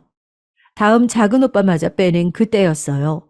하필이면 불길은 더욱 크게 번져 가버렸죠. 그 사이 불에 달궈진 나무 판자가 떨어지며 파편이 제 볼에 튀었고 저는 비명을 지르며 고통에 몸부림쳤습니다. 더 이상은 위험하겠다 감지를 한 건지 엄마는 이후로 제게 손을 뻗지 않으셨어요. 저는 그저 그 상황이 너무 두려워 방 안에 홀로 갇힌 채 벌벌 떨고 있었는데 안방을 빠져나오던 아버지가 온 힘을 다해 문을 부수고 방으로 와주셨죠. 모포를 둘러싸고 있어 겨우 불길을 면했던 아버지는 제게 신락 같은 희망인 그 모포를 전해주시며 말씀하셨어요. 어서 너 먼저 이거 쓰고 나가야 한다. 나도 곧 뒤따라갈 테니까 걱정 말고 빠르게 나가. 전 눈물을 후두둑 쏟아내며 말없이 고개를 끄덕인 뒤 황급히 온 몸에 모포를 뒤집어 쓴 채 방을 빠져나왔죠. 방을 빠져나오는 과정에 제 몸의 일부는 평생 지워지지 않는 화상 자국으로 뒤덮여 버렸어요. 볼에도 꽤 커다란 자국이 남아버렸고요. 아직도 그 화상 자국을 보면 그때 그 끔찍했던 화재의 기억에 다시금 그 고통이 실현되는 것 같아 온몸에 소름이 돋습니다. 그렇게 가까스로 빠져나온 곳에는 검게 그을린 재를 묻힌 채 숨을 허덕이는 오빠들과 저를 보더니 놀래 달려와 안아주던 엄마가 있었죠. 하지만 저는 기억해요. 비명을 지르며 고통에 몸부림치던 저를 버리고 가던 엄마의 뒷모습을요. 때문인지 엄마가 처음으로 안아주던 그 뜨거운 포옹이 저는 그저 달갑게 느껴지지 않았어요. 그리고 제 아버지는 끝내 그 방을 빠져나오지 못하셨고 현장에서 돌아가시고 말았습니다. 아버지의 그 마지막 희생을 생각하면 아직도 가슴이 미어집니다. 또 한편으로는 아버지가 목숨 바쳐 구해준 제 인생 포기하지 말아야겠다 생각이 들더라고요. 그렇게 순간의 사고로 재산이 모두 불타버린 저희는 너무나 가난한 삶을 살 수밖에 없었어요. 한순간 오갈 데 없는 신세가 됐고 잠시 동안 친척 집에 머물러야 했죠. 그렇게 국민학교 졸업장이 마르기도 전에 엄마는 저를 봉제 공장으로 취직시켰어요. 당장 가족들이 먹고 살기 힘드니 저라도 나가서 돈을 벌고 오라면서 말이죠. 오갈 데도 없는 처지였기 때문에 이해를 못하는 건 아니었죠. 하지만 제 유일한 벗이었던 배움의 즐거움을 더 이상 할 수 없다는 생각에 좌절할 수밖에 없었습니다. 그래서 저는 엄마에게 물었어요. 저 중학교에 가고 싶어요. 조금 더 공부하고 싶어요, 엄마. 제 말을 들은 엄마는 제 뺨을 찰싹하고 갈기며 역정을 내셨어요. 너 진짜 엄마 죽는 꼴 보고 싶은 거니? 네 아빠 누구 때문에 돌아가셨는데 이제 아빠도 없이 우리 네 식구 살아가려면 너라도 돈을 벌어와야지. 오빠들은요? 큰오빠는 중학교 졸업했잖아요. 네 오빠들은 우리 집안의 유일한 남자들이잖아. 고작 중졸로 학력을 마치게 해서 되겠니? 네 오빠들은 이 어미가 꼭 대학까지 보내고 말 거다. 저는요? 저도 공부하고 싶어요, 엄마.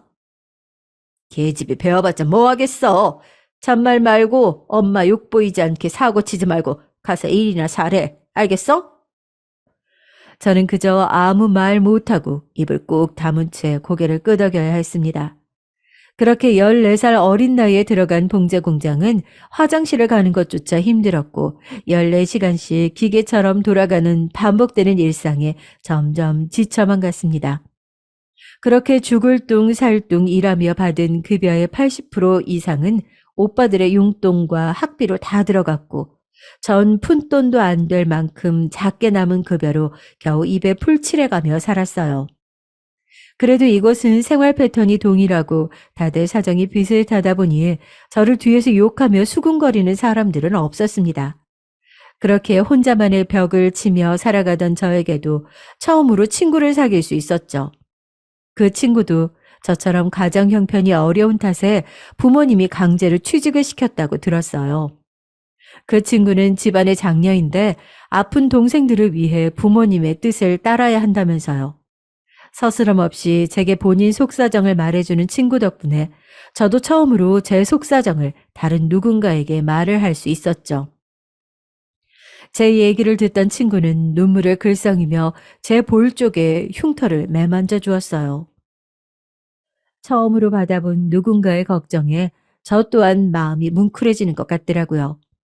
그렇게 그 친구와 저는 가족들보다 가까운 사이가 됐죠. 몸은 고된 공장 생활이었지만 친구도 생기고 저는 전보다 조금 더 밝아진 모습을 보였습니다. 확실히 웃음도 늘었고요. 그렇게 시간이 흘러 20살이 됐고 전 오랜만에 집으로 부른 엄마로 인해 화재 이후 처음으로 친척집에 벗어나 겨우 얻었다는 집을 찾아가 볼 수 있게 됐어요. 높은 언덕 위에 또 계단을 올라가야만 갈 수 있는 작은 옥탑방이었죠. 숨을 헐떡이며 집에 들어갔는데 웬일인지 밥상을 거하게 차려두셨더라고요. 저는 얼떨떨한 마음에 이게 다 무엇이냐며 누구 생일이냐고 물었죠. 그래도 네가 공장에서 열심히 벌어다 준 덕분에 네 오빠들이 대학도 갈 수 있게 됐고 우리들도 이렇게 다시 뭉칠 수 있게 됐는데 엄마가 이런 밥상 하나 못 차려줄 거라 생각했어? 네, 알아주시니 감사해요. 전 지금껏 엄마가 제게 어떻게 해오셨는지를 알았기에 순순히 고마움을 표현하기가 어려웠어요. 그리고 어쩐지 제게 이러는 이유가 또 있을 것 같다는 생각도 들었고요. 어쩐지 그 말에 뼈가 있는 것 같다. 제 말에 헛기침을 하시며 엄마는 대답하셨죠. 그리고 이어 엄마의 말에 제 예상은 확신이 됐습니다. 어쨌건 너도 이제 20살 됐잖니. 마침 괜찮은 혼사자리가 들어왔다. 네? 저는 아직 결혼 같은 거 할 생각이 없어요, 엄마. 엄마 얘기 좀 들어봐. 너 왜 예전에 아빠 친구라면 그 자주 오시던 장씨 아저씨 기억나지? 네, 무슨 사업하신다면서 항상 오실 때마다 선물 들고 오셨던 아저씨 기억나요. 그래, 그 아저씨 아들이 올해로 28이란다. 너랑 나이 차이가 조금 나지만 뭐 어디 그게 나이 차이겠니? 애가 참 순하고 착하다 했어. 그 날짜랑 장소는 엄마가 그쪽 집애랑 얘기해서 알려줄 테니 그런 줄 알고 있어라. 알았지? 엄마, 저는 그냥 평범하게 만난 사람과 연애하고 결혼하고 싶어요. 죄송하지만 이런 말씀드림 부담스러워요. 너는 정말 사실 네 오빠 대학 졸업한 지 한참 지났는데도 취직도 못하고 있다. 응? 그쪽 집에서 너를 자기 아들과 맺어만 준다면은 네 오빠를 취직시켜 준대. 우리 집 운명은 너한테 달려 있는 거야. 이럴 때만 제 손을 잡으며 부탁한다는 엄마가 이제는 가소롭게 느껴지더라고요. 어릴 때는 잘 몰랐기에 그냥 그런 줄만 알고 지냈는데 커갈수록 엄마의 아들 사랑이 제겐 점점 가짱게 느껴졌어요. 생각 좀 해볼게요. 전 한숨을 쉬며 대답했고 그런 제 모습에 엄마는 목소리를 더욱 키워 말했죠. 생각할 게 뭐 있어. 너 이게 어디 흔한 혼사짤인 줄 알아? 어디 너 같은 게 이런 집안 시집이나 갈 수 있겠냔 말이야. 잠만 말고 맞선 보고 시집 가라. 그게 너와 네 오빠 모두 위하는 길이다. 엄마의 막무가내에 밥을 먹고 있는 와중이었지만 거하게 차린 한상이었어도 먹는 게 먹는 것 같지 않았어요. 어쩔 수 없이 그럼 한번 만나보겠다고 했고 맞선 당일 엄마가 강제로 데려간 미용실에서 난생 처음 머리하고 화장까지 받았습니다. 화장을 하니 볼 쪽 흉터가 잘 보이지 않더라고요. 이후 골라준 옷을 입고 시간 맞춰 맞선 장소로 가보니 저보다 먼저 도착한 남자분께서 자리에 앉아 계셨어요. 성함을 여쭤보니 맞다고 하더라고요. 첫인상은 생각보다 나쁘지 않았습니다. 사실 엄마가 막무가내로 밀어붙인 맞선이기에 마음에 들지 않으면 한 번 보고 말자란 생각으로 나왔었는데 인상이 서글서글하니 왠지 모르게 믿음이 가더라고요. 장씨 아저씨도 제게도 좋으신 분으로 기억에 남아 있어서 앞으로 더 만나봐도 괜찮겠다 싶었죠. 저희는 몇 번 만나본 후 정식으로 교제를 하였고 처음으로 데이트를 하던 날 손을 잡는데 얼굴이 새빨갛게 달아오른 게 쑥스러워하는 모습이 귀여워 보이더라고요. 그런 순수함에 더 마음이 갔던 것 같아요. 가족들도 원하는 결혼이었고 무엇보다 이 사람은 제 몸의 화상 흉터를 보고도 크게 거리끼지 않았어요. 이 정도 사람이면 저도 결혼해서 나쁘지 않겠다 싶었죠. 그렇게 교제한 지 두어 달 만에 남자친구의 부모님을 뵈러 갔어요. 장씨 아저씨께서는 여전히 인자한 웃음으로 오랜만이라며 저를 반갑게 맞이해 주셨죠. 그런데 어머니께서는 제가 썩 내키지 않아 하는 눈치였어요. 시종일관 표정을 풀지 못한 채 딱딱한 표정으로 저를 대하셨죠.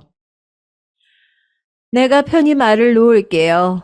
괜찮죠? 아, 예, 그럼요. 말씀 편하게 하세요, 어머니. 제 말에 고개를 치켜 세우시더니 저를 위아래로 훑으며 물으셨어요. 지금 공장에서 6년째 일을 하고 있다고 들었는데 시집 오면 당연히 그만둬야 되는 거 알고 있겠지? 아, 네, 다들 그러시기를 원하시면 제가 뜻에 따라야죠. 이런 말귀는 잘 알아들으니 다행이네. 원래 아가씨 같은 사람 우리 집안에 한 발자국도 못 붙이는데 우리 집 영감이 믿을 만한 친구의 딸내미라고 하고 우리 집 아들도 좋다고 하니까 허락을 하겠다마는 내 솔직하게 중학교도 못 나온 며느리 두고 싶지 않어. 내 아가씨가 썩 맘에 내키지 않는단 말이야. 알아듣겠어? 예비 시어머님의 거침없는 솔직한 입담에 옆에 계셨던 장씨 아저씨가 여보 하고 눈치를 주셨고 그제야 한껏 풀린 목소리로 말하셨죠. 어찌됐건 우리 집 식구가 되면 내 옆에서 집안일도 좀 알려주고 할 테니 나중에 분가하더라도 네가 살림을 좀 잘 할 때까진 우리 집에서 지내거라. 내가 너희 신혼방은 나름 잘 꾸며주마. 알겠지? 전 조심스럽게 네 하며 대답했고, 그렇게 예비 시부모님을 만나 뵌 후 며칠이 지나 결혼 날짜가 잡혔어요. 전 이 소식을 공장에서 만난 하나뿐인 제 친구에게 전해줬죠. 요즘 무슨 조선시대도 아니고 이렇게 맞선 보고 그렇게 바로 결혼해도 되는 거야? 조금 더 만나보고 진짜 괜찮은 사람인지 파악한 후에 결혼해야 되는 거 아니야? 게다가 그 집에서 시부모님과 같이 살게 되면 엄청난 시집살이가 기다릴 텐데 괜찮겠어? 그 어머님이 너를 썩 마음에 안 들어 하셨다며. 제 얘기를 들은 친구는 진심으로 걱정을 쏟아냈죠. 전 친구를 괜찮을 거라며 안심시켜줬고, 친구는 그런 저를 알았다며 토닥여줬습니다. 시집 가서도 잘 살라는 덕담과 함께 말이죠. 하지만 친구의 걱정이 현실이 되는 건 금방이었어요. 시집을 가자마자 전 온갖 시집살이를 했습니다. 많은 양의 손빨래와 이불빨래, 밥 시간대가 되면 어머님의 명령하에 갖가지 반찬들을 조리했고, 식구들의 식사가 끝난 후에야 저는 밥을 먹을 수 있었죠.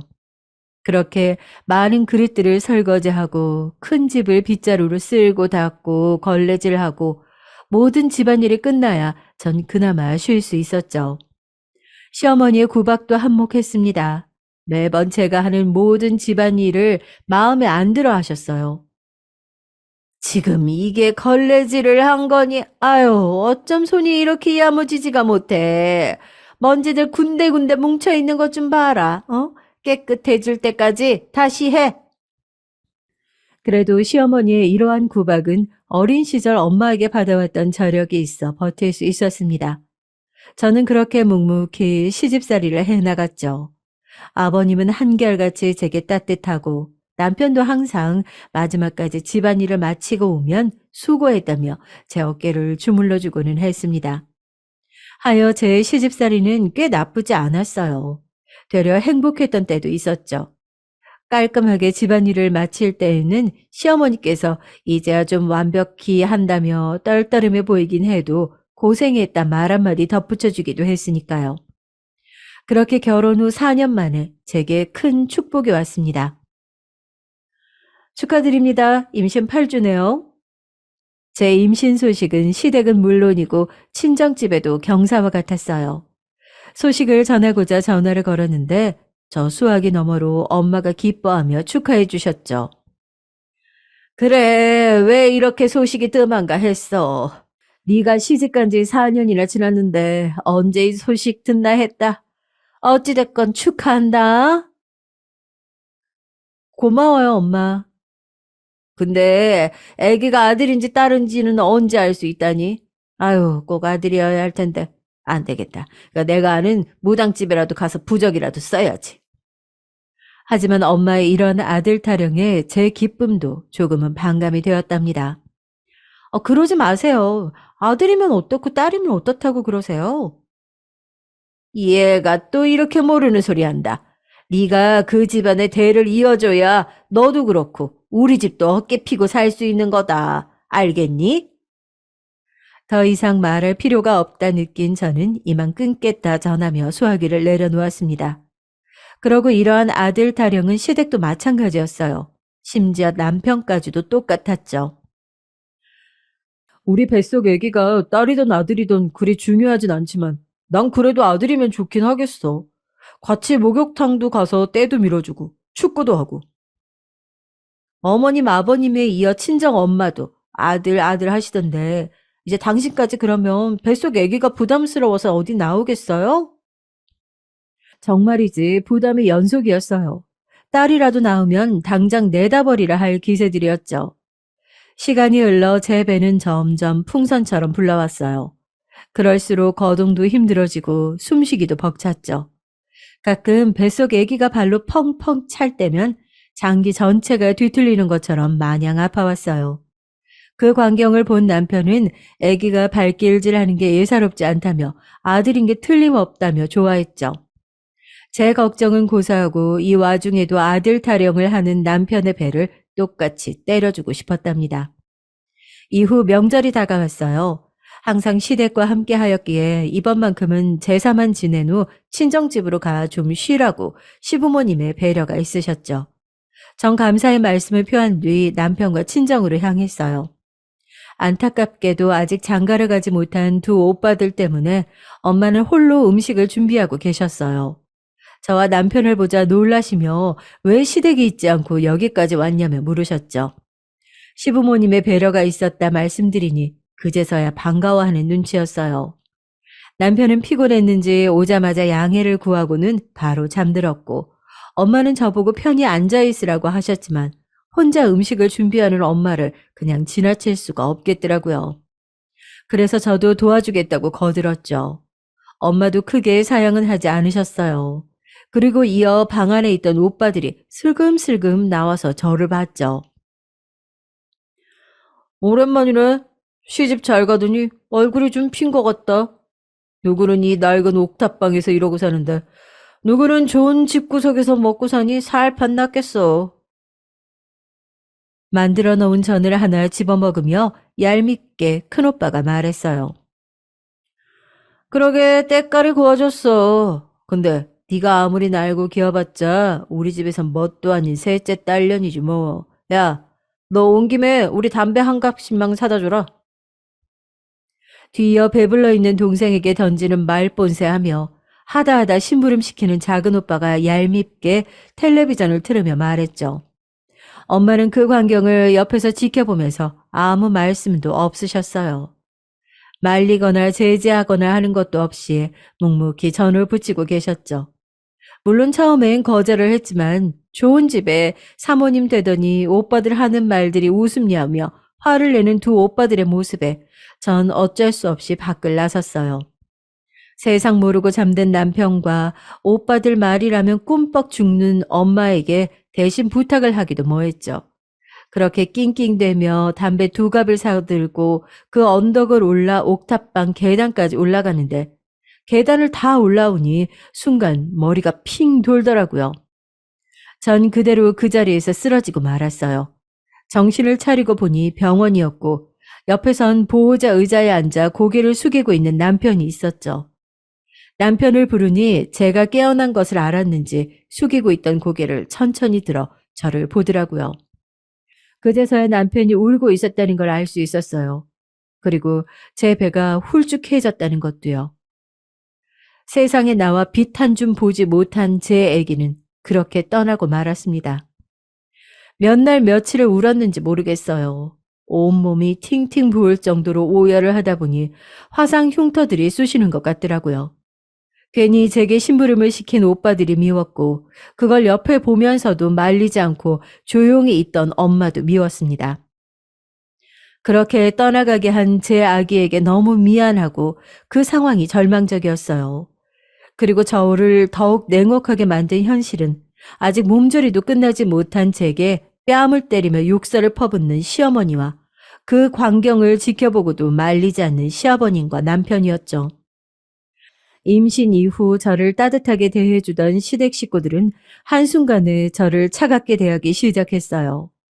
하루하루 제 삶은 나락으로 떨어지는 것 같았죠. 이후 트라우마라도 생긴 건지 더 이상 아이를 가질 마음의 준비가 들지 않더라고요. 하지만 남편은 아이를 원했고 몇 번이고 제게 아이를 갖길 시도했지만 저는 몇 번이고 거절할 수밖에 없었습니다. 시간은 빠르게 흘러갔지만 식구들의 냉대는 똑같았어요. 아가, 국이 좀 짜구나. 간을 다시 해야겠어. 요즘 따라 음식하니 하나도 안 맞는구나. 신경 좀 써야겠다. 평생 반찬 타박 없으셨던 아버님은 이후 간이 안 맞는다며 핀잔을 하기 일쑤였고, 예, 다림질을 할 거면 좀 제대로 해야지. 여기 아직 주름진 거 안 보이니? 어쩜 잘하는 게 하나도 없어. 모든 집안일을 따라다니며 잔소리하고 구박하는 시어머님이었죠. 여보, 이제 들어와요? 오늘도 늦었네. 그리고 무엇보다 남편이 점점 집을 늦게 들어오기 시작하더라고요. 제 말에도 별다른 대답 없이 화장실로 간 남편은 씻고 오더니 저에게 등 돌려 잠을 청했죠. 점점 늦어지는 횟수가 늘어나고 이제는 외박까지 하기 시작했어요. 남편을 기다리며 전 뜬 눈으로 밤을 새기도 했답니다. 다음 날 아침이 되어 뒤늦게 남편이 들어왔어요.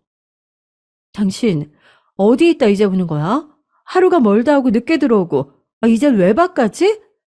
같이 일하시는 아버님은 퇴근 시간 맞춰 오셔서 저녁도 드시고 하는데 당신 혹시 여자 생겼어? 전 아무렇지 않게 방에 들어와 옷을 갈아입으려는 남편을 붙잡고 물었어요. 이거 놔. 아빠가 이제 사업 일부를 내게 위임했어. 그래서 지금 거래처 접대도 하고 온 거고 다 우리 가족 먹여 살리라고 이러는 건데 생각하는 꼬라지하고는. 제가 부여잡은 옷깃을 떼어내며 큰 소리로 그 자리를 피하는 남편이었죠. 전 의심스럽긴 해도 남편의 말을 믿고자 넘어갔어요. 그런데 며칠 뒤에 외박을 하고 온 남편의 자켓에는 여자 향수 냄새가 진동하는 겁니다. 전 이 향수 냄새의 근원지를 또 전처럼 물어봤자 이리저리 핑계대며 둘러댈 게 뻔하니 무엇이 진실인지 직접 가보자 생각했죠. 그래서 다음날 남편 퇴근 시간대에 맞춰 회사 근처로 가보았습니다. 시부모님한테는 남편이 오랜만에 둘이 밖에서 데이트하자며 불렀다고 거짓말을 둘러대고 말이죠. 그렇게 남편이 나오기를 기다렸는데 아니나 다를까 옆에는 어떤 여자를 태우고 차를 타고 나오더라고요. 회사는 아버님의 사업체였기에 집과 거리가 가까워 평소에 남편은 그냥 걸어 다녔고 특별히 거래처와 접대를 해야 할 상황이 올 때만 차를 타고 나갔어요. 요즘 시아버님이 회사를 남편에게 물려주기로 맘먹었는지 점점 집에 들어오는 시간이 빨라지더라고요. 남편은 그럴수록 더욱 늦어지고 오늘처럼 차를 가져가는 일도 하다 했습니다. 저는 그저 남편 말대로 거래처 접대 때문이겠거니 생각했는데 거래처 사람이라기엔 진한 화장에 너무나도 젊은 여자가 옆에 타고 있더라고요. 전 순간 어안이 벙해졌지만 행여나 놓칠까 뒤에 오는 택시를 마구잡이로 타고 남편 차를 따라갔습니다. 남편이 향하던 곳은 회사와 집에서는 꽤 멀리 떨어져 여관들이 밀집되어 있는 곳이었어요. 남편은 차에서 내려 그 여자와 팔짱을 끼고 그 여관을 들어가려고 하는데 전 분노에 몸이 떨리고 다리에 힘이 풀려 그 자리에 철퍽하는 소리를 내며 주저앉고 말았습니다. 소리를 들은 건지 제 쪽을 본 두 사람은 깜짝 놀래 그 자리에 멈춰 서더라고요. 저는 빠르게 눈물을 닦아내고 옆에 여자를 가리키며 물었죠. 옆에 여자 누구야? 누군데 이런 데로 와? 거래처 사람이라 헛소리 할 거면 집어치워. 그랬더니 옆에 여자가 남편과 더욱 밀착하며 팔짱을 끼며 말했어요. 오빠 애인인데요? 오빠가 결혼한 건 알고 있어요. 이렇게 미행해서 찾아올 줄이야? 굉장히 불쾌하네요. 가자, 오빠. 이러면서 새침대며 뻔뻔하게 말하던 상간녀는 제 남편을 데리고 뒤돌아섰고 전 떠나려는 남편의 바짓가랑이를 붙잡으며 외쳤어요. 당신이 어떻게 그럴 수 있냐면서 말이죠. 그랬더니 들려오는 남편의 답에 저는 숨이 턱 막히더라고요. 뱃속에 애 하나 간수 못하고 트라우마랍시고 맨날 방구석에서 질질 짜는 주제. 그나마 집구석에서 편히 먹고 살게 하는 것만으로도 감사히 여길 것이지 여기가 어디라고 따라와?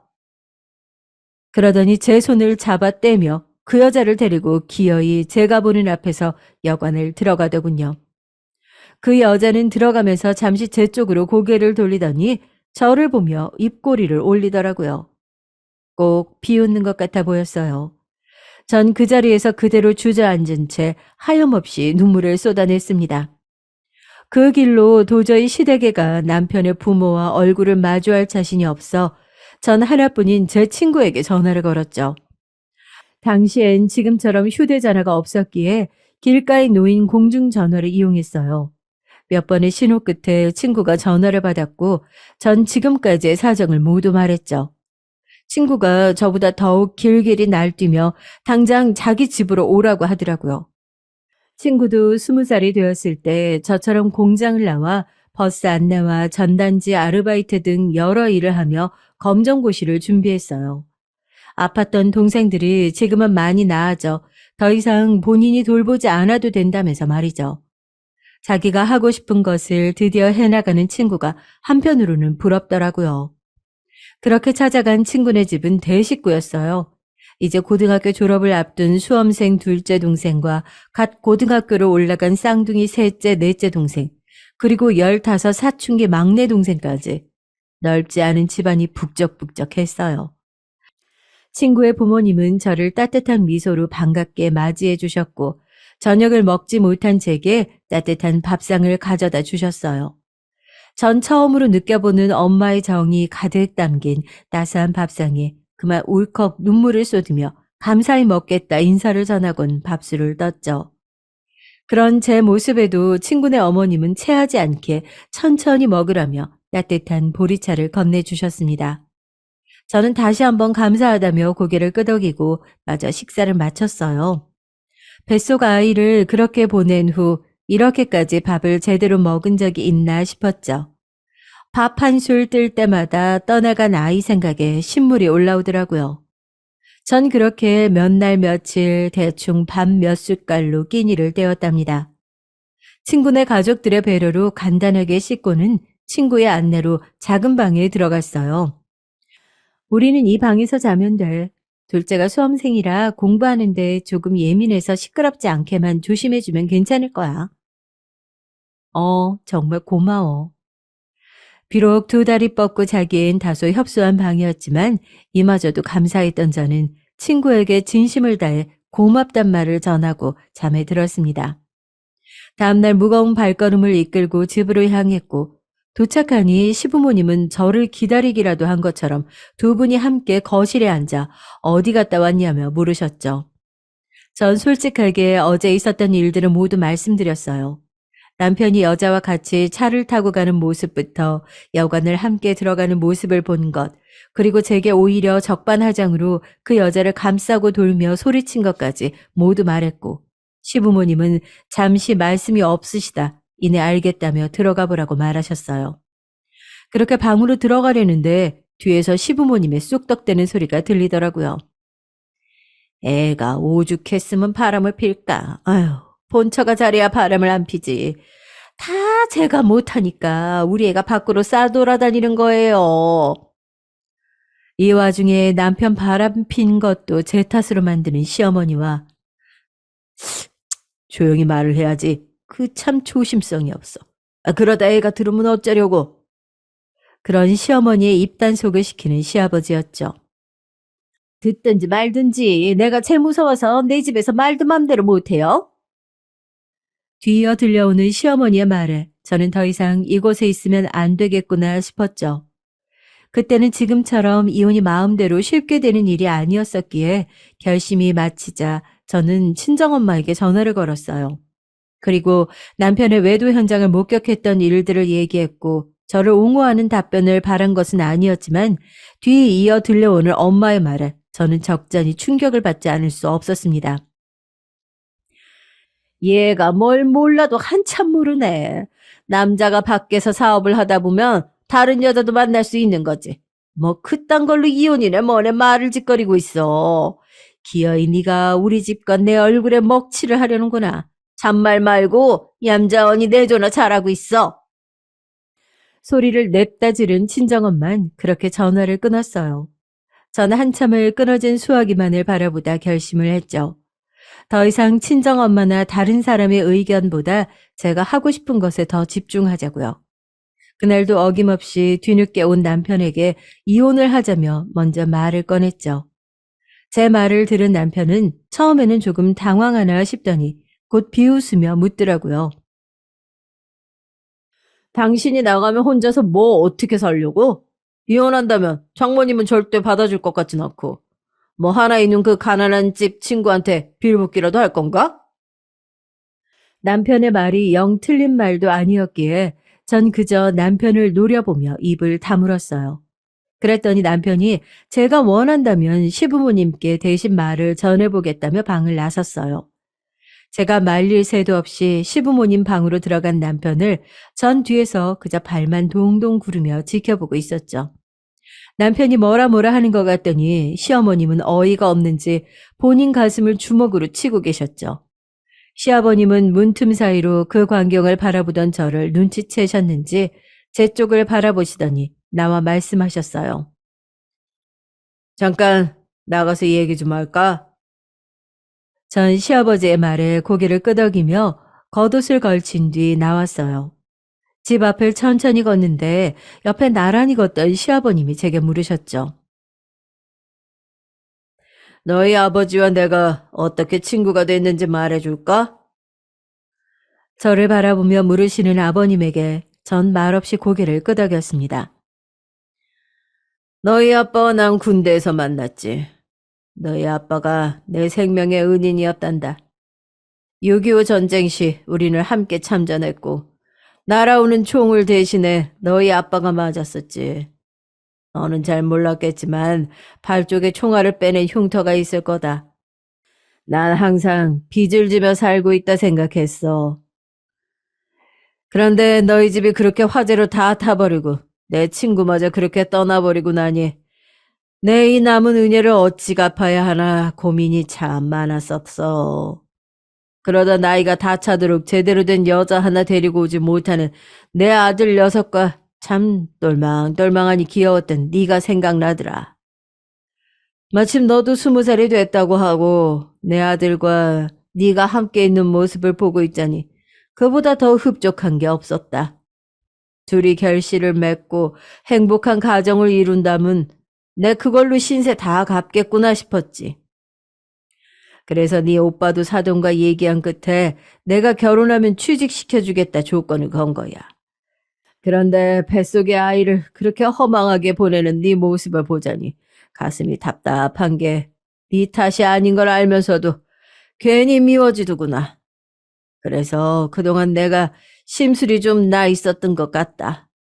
그건 내가 사과하마. 그리고 저 아들 녀석 일은 내가 면목이 없구나. 원한다면 이혼도 허락하마. 그런데 나를 보고 조금만 더 이 결혼 생활을 유지해보면 안 되겠니? 저 아들놈에게 내가 따끔하게 말해놓을 테니까 말이다. 이 늙은 시애비의 부탁이다. 처음 듣는 아버지의 과거 얘기 때문인지 아버님의 진심 어린 사과와 부탁 때문인지 얘기를 듣는 내내 가슴이 뭉클하더라고요. 그래서 저는 아버님을 믿어보고 이 결혼 생활을 유지하기로 했습니다. 그 뒤로 남편은 아버님께 어떻게 말을 들은 건진 몰라도 조금 변화된 모습을 보여주더라고요. 저한테도 이제 그때와 같은 일은 없을 거라며 사과하더니 전처럼 외박을 하지도 않고 늦게 들어오는 날보다는 정시에 들어오는 날이 점점 많아져 갔어요. 하지만 한 번 틀어진 남편과 제 사이는 다시 좁혀지지를 않았어요. 저도 쉽게 먼저 다가가는 스타일은 아니었기에 저희는 더 이상 나아가지 못했죠. 그냥 명목상 부부인 것처럼 보여지는 행실에만 충실한 채 살았어요. 그러다 시간이 흘러 갑작스레 친구에게 만나자는 연락이 왔죠. 친구는 밤낮으로 일하고 공부하며 쉼 없이 달려온 끝에 검정고시에 합격해서 고등학교 졸업장을 취득했고 여러 가지 아르바이트를 이제 접고 백화점에서 엘리베이터 걸로 일하고 있었어요. 전 친구의 부름에 친구가 일하는 백화점으로 갔죠. 그런데 회사에서 일을 하고 있어야 할 남편이 그곳에 있더라고요. 전 반갑게 남편을 부르려는 순간 옆에 여자와 나란히 있다는 걸 알아챘어요. 그리고 그 여자가 전에 제가 봤던 그 여자와 같은 사람이라는 것도 알 수 있었죠. 그 여자에게 화장품을 선물해 주는 것 같았어요. 연애 때 이후로는 생일에도 선물 하나 제대로 못 받아본 저로는 어이없어 실수만 나오더라고요. 개벌은 남 못 준다고 남편의 그 무섭다는 늦바람은 저를 속여가며 계속 이어가는 중이었죠. 지금까지 저를 기만했다는 배신감에 치가 떨렸고 더 이상은 상종하고 싶지 않다는 생각이 들더라고요. 그래서 그 두 사람을 뒤로 한 채 백화점을 벗어나려는데 뒤늦게 나타난 친구가 저를 붙잡으며 말했어요. 저 여자가 네가 말한 네 남편이랑 바람난 여자 맞지? 어. 네가 피할 게 뭐 있어. 잘못은 저들이 했는데. 용이 무서워서 피하냐? 더러워서 피하지. 그건 맞지만, 그럼 너 계속 저런 인간이랑 살 거야? 그러지 말고 그 집에서 나와. 사람들이 아무리 이혼녀라고 손가락질을 해도 저런 뻔뻔한 사람이랑 어떻게 사니? 그리고 친구는 솔깃한 제안을 하나 했어요. 동생들도 다 자랐고 이제 독립하려 하니 자기와 함께 살자는 제안이었죠. 제 친구는 외모도 반반하니 남자들이 많이 따라다녔지만 제가 옆에서 이런 안 좋은 모습만 보여서 그런지 결혼 생각이 없다고 하더라고요. 저는 그런 자유로운 인생을 사는 친구가 참 부러웠어요. 일단 친구에게는 좋은 쪽으로 생각해 보겠다고 말하며 집으로 갔죠. 이후 퇴근 시간대쯤 남편이 들어왔어요. 제가 백화점에서 그 여자와 함께 있었다는 걸 모르는 남편은 뻔뻔한 얼굴로 저녁상을 차리라 하더라고요. 전 당장이라도 주걱으로 남편의 볼을 치고 싶었지만 애써 참으며 식탁 위에 밥상을 차린 뒤 남편을 불렀고 옷을 간단하게 갈아입은 남편은 여느 때처럼 잘 먹겠다는 말 한마디 없이 식사를 시작했죠. 저는 그런 남편을 바라보며 맞은편 의자에 앉았고 남편은 잠시 저를 보는 듯 했으나 마저 식사를 이어갔죠. 제가 입을 떼기 직전까지는 말이죠. 나 당신 백화점에서 봤어. 그때 그 여자랑 아직도 만나고 있는 것 같더라. 근데 저녁은 꼭 집에 와서 먹네. 왜? 혹시 또 잘못해서 아버님한테 사업체라도 뺏길까 두려운 건가? 나름 침착하게 말하려 했는데 목소리가 떨리게 나오는 건 어쩔 수 없겠더라고요. 제 말을 들은 남편은 먹던 식사를 멈추곤 저를 보며 말했어요. 아까 백화점에 있었구나. 뭐 이미 걸린 마당에 너한테 더 숨길 이유도 없겠다. 사실 우리가 부부가 맞긴 했니? 너랑 내가 부부관계 안 한 지도 5년이 지났어. 이 관계 언제까지 지속할지, 그리고 너한테 어떻게 말을 해야 할지 고민 많았는데 마침 잘 됐네. 우리 이만 끝내자. 너무나도 태연하게 말하던 남편의 모습에 말문이 턱 막히더라고요. 사실 영 틀린 말도 아니었기에 더욱이 남편 말에 반박을 할 수가 없었어요. 그렇게 잠시 침묵하고 있는데 언제 들어와서 얘기를 어디서부터 들으셨던 건지 아버님이 성큼성큼 오시더니 남편의 뺨을 때리셨죠. 이 고얀 놈, 내가 그리도 가정의 평화를 깨지 말랬거늘. 전 남편을 더 치려는 아버님을 말렸고 돌아간 뺨에 손을 갖다 대던 남편은 아버님에게 소리쳤어요. 저희가 애가 있는 것도 아니고 저 더 이상 이런 강목 같은 여자랑 못 살겠어요. 이혼 허락해 주세요. 그래도 이놈이. 아버님은 다시 한번 남편을 향해 손을 올리셨고 저는 그런 아버님을 막으며 말했어요. 저도 이제 관계 정리하고 싶습니다, 아버님. 지금껏 저희 아버지 목까지 저를 예뻐해 주신 건 정말 감사드리지만 이제 그만하고 싶어요. 아버님은 제 말을 듣더니 올리던 손을 내리고 숨을 고르시고는 방으로 들어가시며 저를 부르셨어요. 아버님을 따라 안방으로 들어갔고 이윽고 제게 통장 하나를 건네주셨습니다. 위자료라고 생각해라. 자식 잘못 키운 내 탓이 크다. 아버님이 건네준 통장에는 꽤나 큰 금액이 들어있었어요. 저는 부담스럽다며 괜찮다 사양했지만 제가 받아야지 두 다리 뻗고 편히 쉴 것 같다는 아버님의 말에 눈물을 글썽이며 감사 인사를 전했고 그 길로 저는 짐을 싸고 나와 친구네 집으로 향했습니다. 나오는 길에 큰 짐을 들고 나가는 저를 본 시어머니는 당황하며 어디 가냐고 물으셨지만 전 그저 안녕히 계세요라는 인사만 남긴 채 길을 떠났죠. 작은 친구네 집에 오래 신세를 질 수 없기에 친구와 저는 곧바로 작은 방 하나를 얻었고 남편과의 이혼 절차를 하나씩 밟아 나갔어요. 뒤늦게 이 소식을 들은 엄마는 노발대발하며 제게 소리쳤죠. 기어이, 네가 내 얼굴에 먹칠을 하는구나. 버러지 같은 건 행여나 갈 데 없고 굶주려도 내 집에 오거나 내 집에서 콩 하나라도 얻어먹을 생각 말아라. 너는 이제 내 딸이 아니야. 분노에 찬 목소리로 전화를 끊어버린 엄마는 이후 제가 다시 전화를 걸어도 제 목소리만 들린다면 바로 전화를 끊으셨어요. 집에 찾아가도 문전박대에 하루는 제게 소금까지 치며 저를 귀신 취급한 적도 있었습니다. 더 이상 찾아가지 않겠다 다짐한 저는 이후로 친정 식구들과는 연을 끊다시피 살았죠. 이혼까지 완벽히 끝나 더 이상 한 사람의 아내가 아니게 된 저는 무엇을 하는 게 좋을까 생각하다 전에 봉제 공장에서 일했던 경력을 살려 재봉틀 하나를 집에 사두었고 국민학교를 다니던 시절 때부터 예쁜 옷을 입은 또래 친구들을 보며 초라한 제 옷차림에 부끄럽고 또 부끄러워했던 기억을 떠올려 옷을 만들기 시작했어요. 새벽에는 동대문에서 저렴하게 옷감을 구해왔고 배운 적 없어 썩 좋다 할 순 없는 그림 실력을 그나마 도안 삼아 차근차근 옷을 만들어갔죠. 완성된 옷을 본 친구는 감탄하며 하던 일 접고 모아둔 돈으로 아버님께 받은 제 위자료를 함께 보태서 작은 옷가게를 차렸습니다. 시작은 좋았으나 마땅히 홍보를 하는 것도 아니었고 처음엔 파리만 날리던 시절도 있었죠. 하지만 하나 둘 찾아오던 손님들이 또 찾아오게 되고 가격에 비해 옷 퀄리티가 좋다는 칭찬까지 받으며 옷가게는 점점 선장해 갔어요.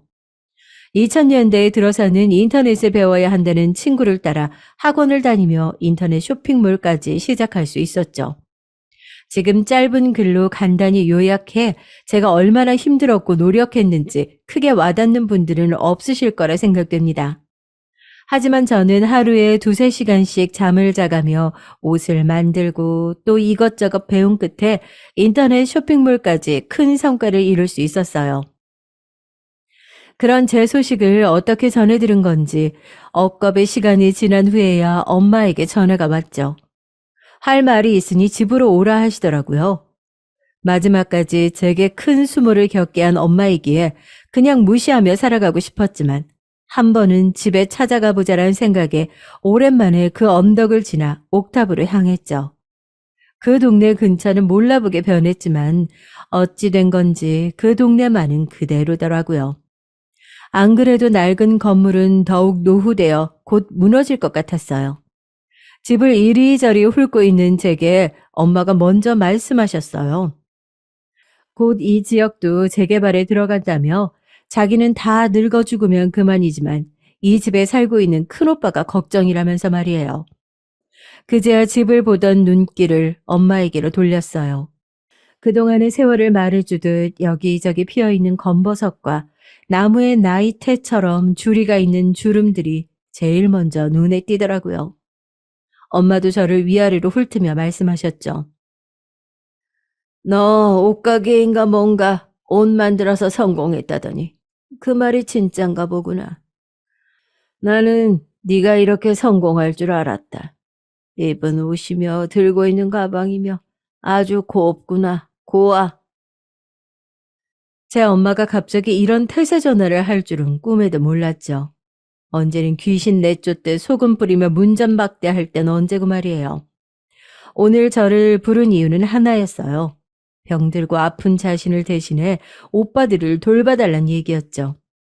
IMF 당시 남편의 사업은 부도의 위기에 다다르게 되어 결국 오빠들은 정리해고되었다고 해요. 작은 오빠는 결혼 후 이 집에서 나가 작은 집에 월세 살며 겨우 자식들 먹여 살리려 이 일 저 일 하며 먹고 산다고 했고, 큰오빠는 결혼 후 새언니에게 손찌검을 하다 결국 이혼까지 당해 지금은 엄마와 함께 살고 있다고 하더라고요. 그러면서 오빠들을 더 이상 고생시키기 싫다고 좀 도와달라고 말하는데 아직까지도 자기 아들들만 걱정하는 엄마가 너무 미웠어요. 천륜을 거스르더라도 전 엄마의 말을 순순히 들어주고 싶지 않았죠. 일단은 알겠다며 엄마에게 안심을 시킨 뒤 그럼 나와 함께 여행 한번 다녀오자 말했죠. 그랬더니 아이 마냥 좋아하더라고요.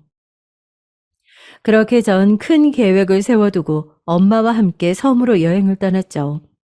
배를 타고 들어가는 동안에도 오빠들도 함께 왔으면 좋았을 거라며 아들 생각뿐인 엄마를 보며 제가 하고자 하는 일에 죄책감을 덜어냈어요. 도착한 곳에선 모래사장도 거닐고 소문난 맛집 명소에서 바다도 보며 밥을 먹은 뒤 날이 어두워질 때쯤 미리 입소 비용을 지불해둔 요양원으로 엄마를 데려다 놨죠.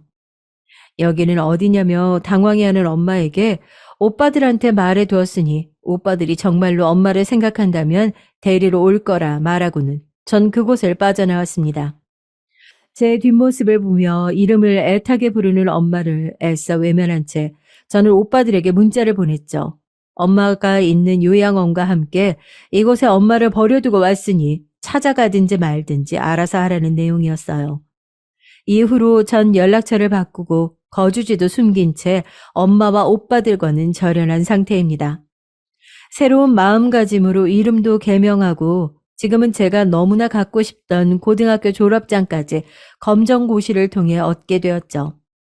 다 늙어 준비하는 시험에 얼마나 고생했는지 몰라요.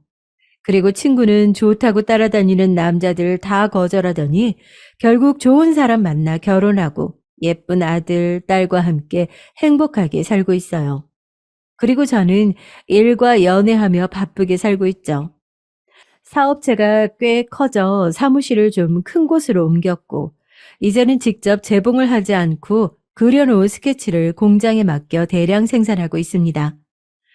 가끔은 친구네 가정을 보며 외로운 마음도 들고 부럽기도 하지만 지금은 이웃도 도와가고 어려운 일이 있을 때에는 기부도 하며 제 삶을 누구보다 만족하며 살아가고 있고 행복하다 말할 수 있겠네요. 어떤 분들은 제 얘기를 들으며 아무리 그래도 엄마한테 너무 심했다며 손가락질 하는 분도 계시리라 생각이 되네요. 하지만 전 그날을 후회하지 않아요. 지금까지 딸이라며 차별받고 천대받던 세월에 해준 것들을 생각하면 엄마를 버리고 온 뒤에야 비로소 저만을 오롯이 보며 살아갈 수 있었고 제 인생이 더 아름다워졌다고 느끼거든요. 참 탈도 많고 말도 많던 제 파란만장한 삶의 긴 이야기를 들어주셔서 감사합니다.